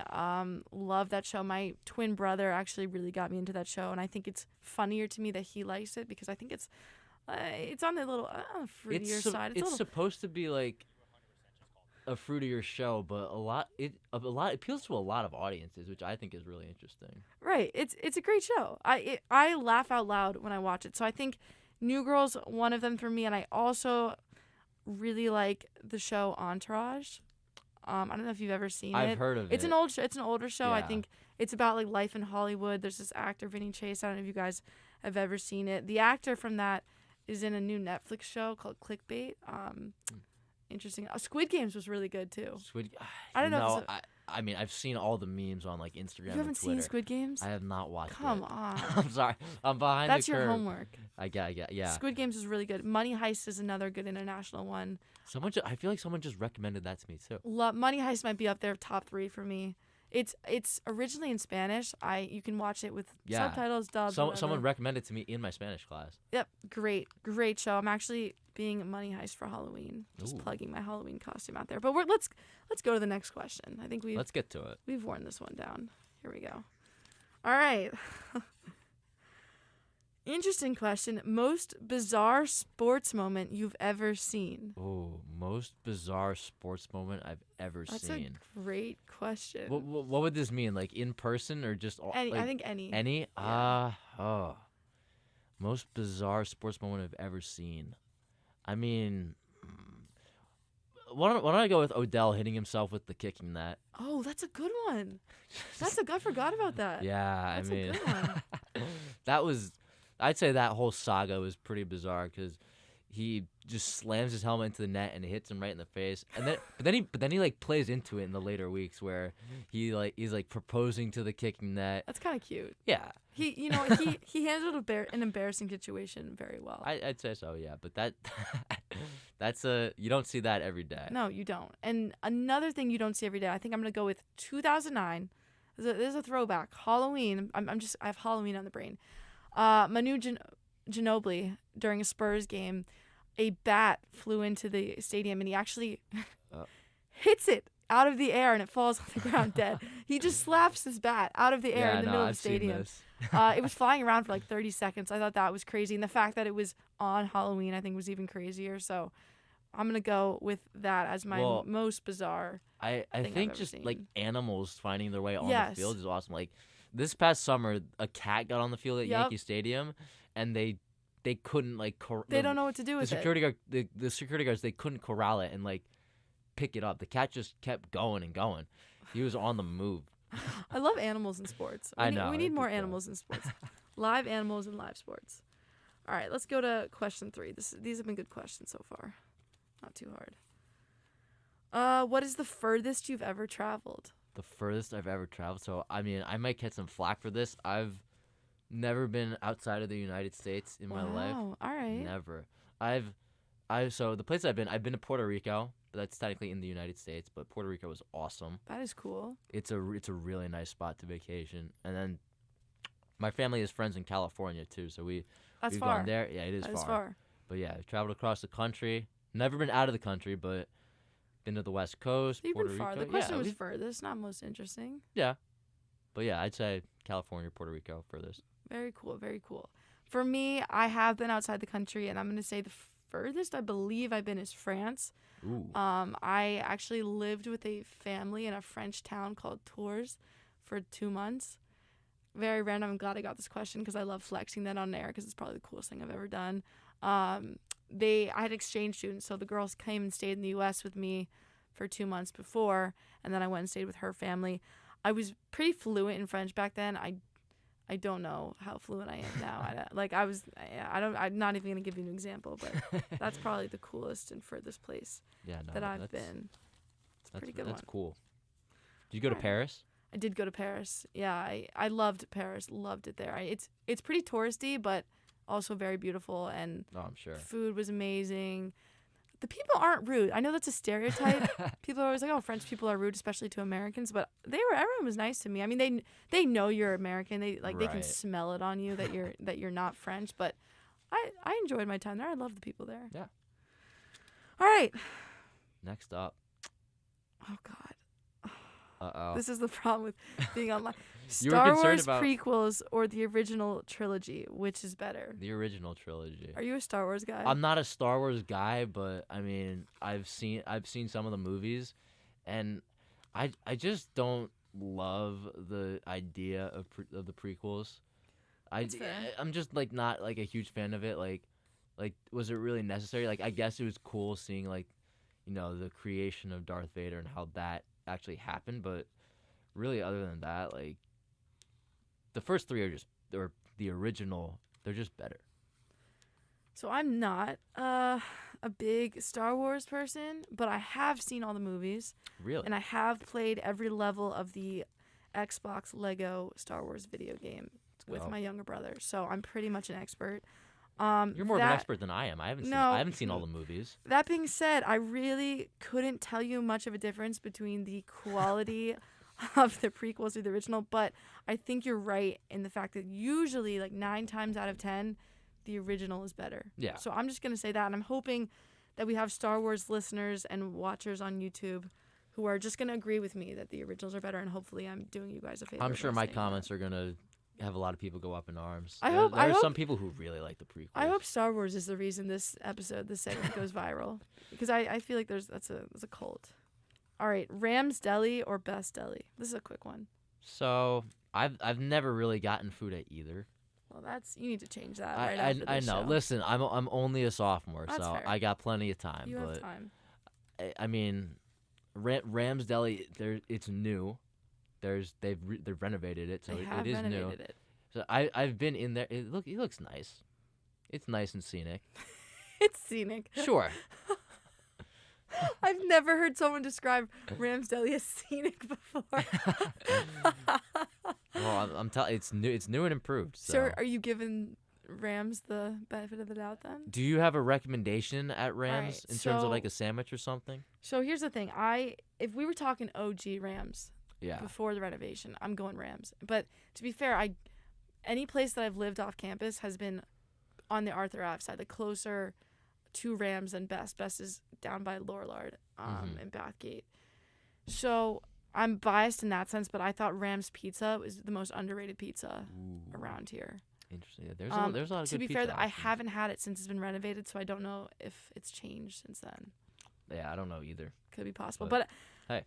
past, if you're looking for food in the Bronx, go to Arthur Ave. Don't go to Rams or Best Yeah, Deli. I think that usually needs to be spend more said. time there I than. think that needs to be said. Moving on.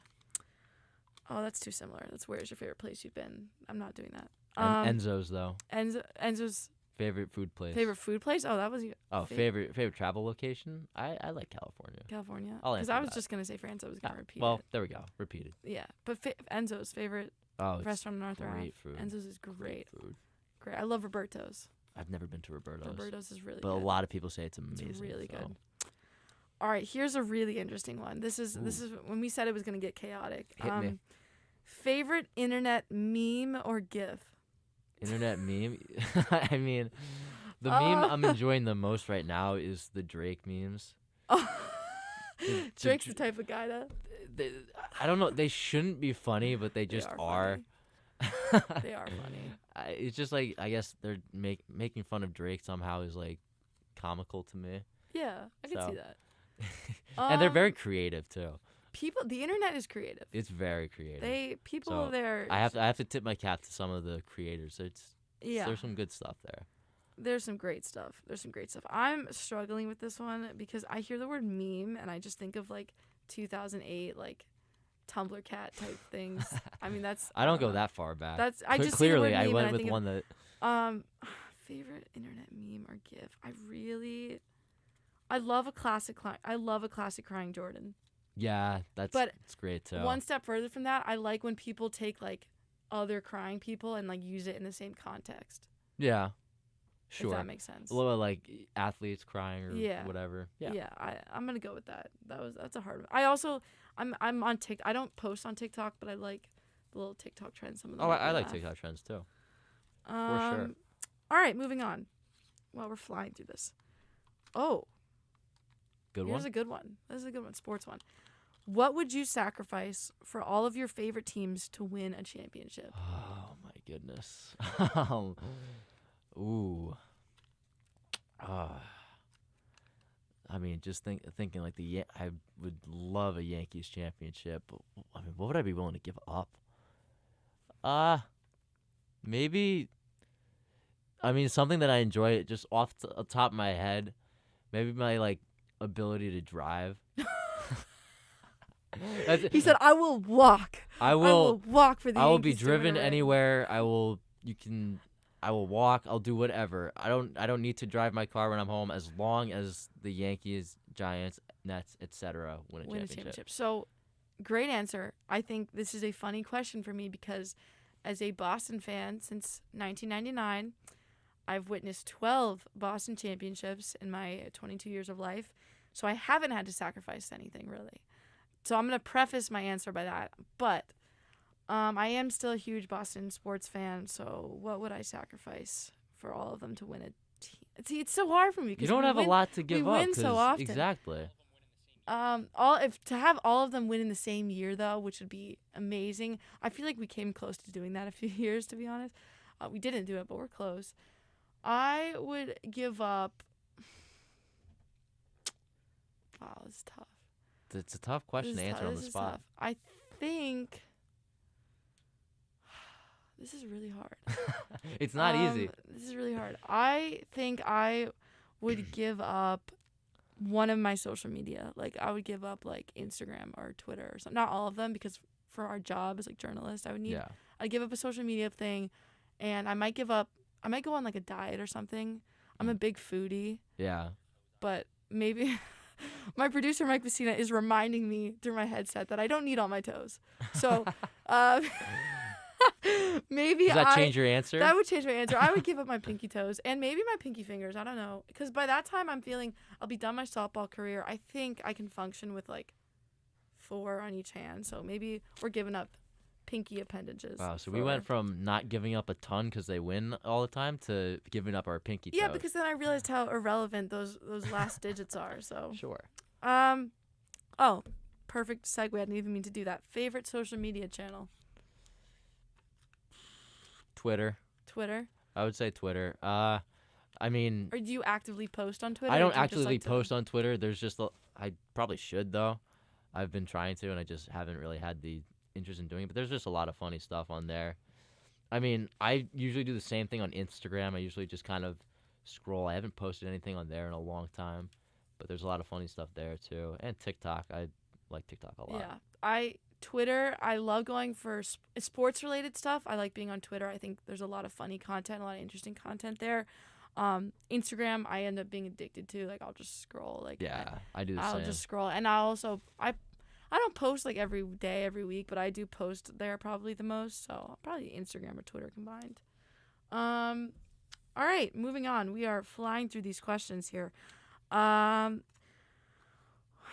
We already answered this. What is the best restaurant on Arthur Ave? It's we were reading their minds. Our producers and I. We're one step ahead of you guys. We are all on the same page, which is great for WFUV Sports and our cohesiveness as a unit. That's great. That is great team chemistry right there, if I've ever seen it. All right. I know for a fact that Thomas Aiello wrote this question. What is the craziest nickname you've ever heard? The craziest nickname I've ever heard? They call Gurriel on the Astros La Piña, which means pineapple, I believe. Do you in know Spanish. Why they call him that? Nope, I don't know. I mean, I'm not an Astros fan. I'm a Yankee fan. You know how I feel about the Astros.